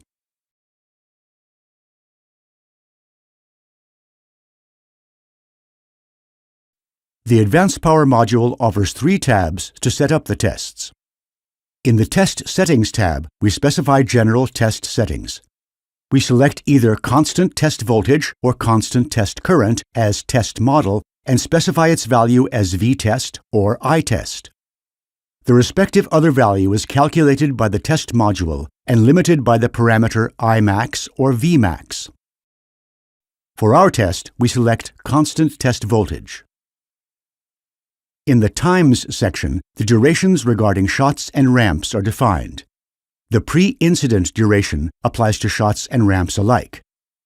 We set the pre-incident duration to 1 second. It should be set to 0 if you do not want any pre-incident output. The max incident time applies to shots only. It defines the maximum output time the test module waits to be sure that no trip or alarm occurs when the zone settings do not allow any. In our example, the trip time is 1 second, so we enter a longer time here. The reset time defines the duration of a reset state, which is output between single shots as well as between ramps. Set it to 0 if you do not want a reset state. In this case, shots and ramps directly follow each other. At the bottom of the Test Settings tab, define the output values for both the pre-incident and the reset state. It is important to ensure that the currents and voltages in both states are not within the trip range. A mirrored current is a current that is identical to the defined reference current in waveform, phase, and frequency, but with an inverted and possibly scaled amplitude. This feature works for shot tests and can be used when testing a particular function of a multifunctional relay with an integrated differential protection feature. In this case, the mirrored currents setting ensures that this differential protection feature does not cause tripping. The first current triplet of the CMC then represents the current fed into the differential protection relay, whereas the second current triplet represents the current leaving the differential protection relay. Note that you can also define a factor for CTs with differing ratios at both protection ends. This setting allows for positive or negative values less than or greater than 1.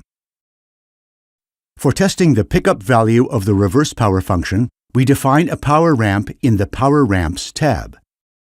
We choose the incident type L1, L2, L3, the ramp type step, and the mode PQ. We define the beginning and end of the ramp in the From and To sections. We start from 80% until 120% of the expected pickup value. Don't forget to set the angle phi to 180 degrees to simulate the reverse direction of power. Delta can be entered as a pure power P with a value of 1% of the expected pickup value, and the step duration should be longer than the inherent operating time of the relay. Note that the Advanced Power module offers a faster alternative that can be used for a quick check. When selecting the ramp type Smooth, the delta value and the step duration are calculated automatically. Don't forget to click the Append Ramp button to add the ramp to the table. The ramp is also being displayed in the complex PQ plane. We add 2 more ramps to test the pickup value for different reactive power values. In the Assessment view, we add an assessment for each ramp. We start with the first ramp. The measurement takes place at the point in time in which the start signal changes from 0 to 1. We measure the power P. The nominal value is 5.2 watt and the permissible deviation is 300 milliwatt. In the same way, we define the assessments for the remaining 2 ramps.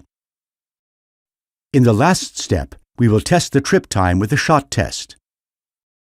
You can define a shot either by simply clicking into the PQ plane or by entering the shot values manually. We will demonstrate the manual input option. As incident type, we choose L1, L2, L3 with a reverse power higher than the set value.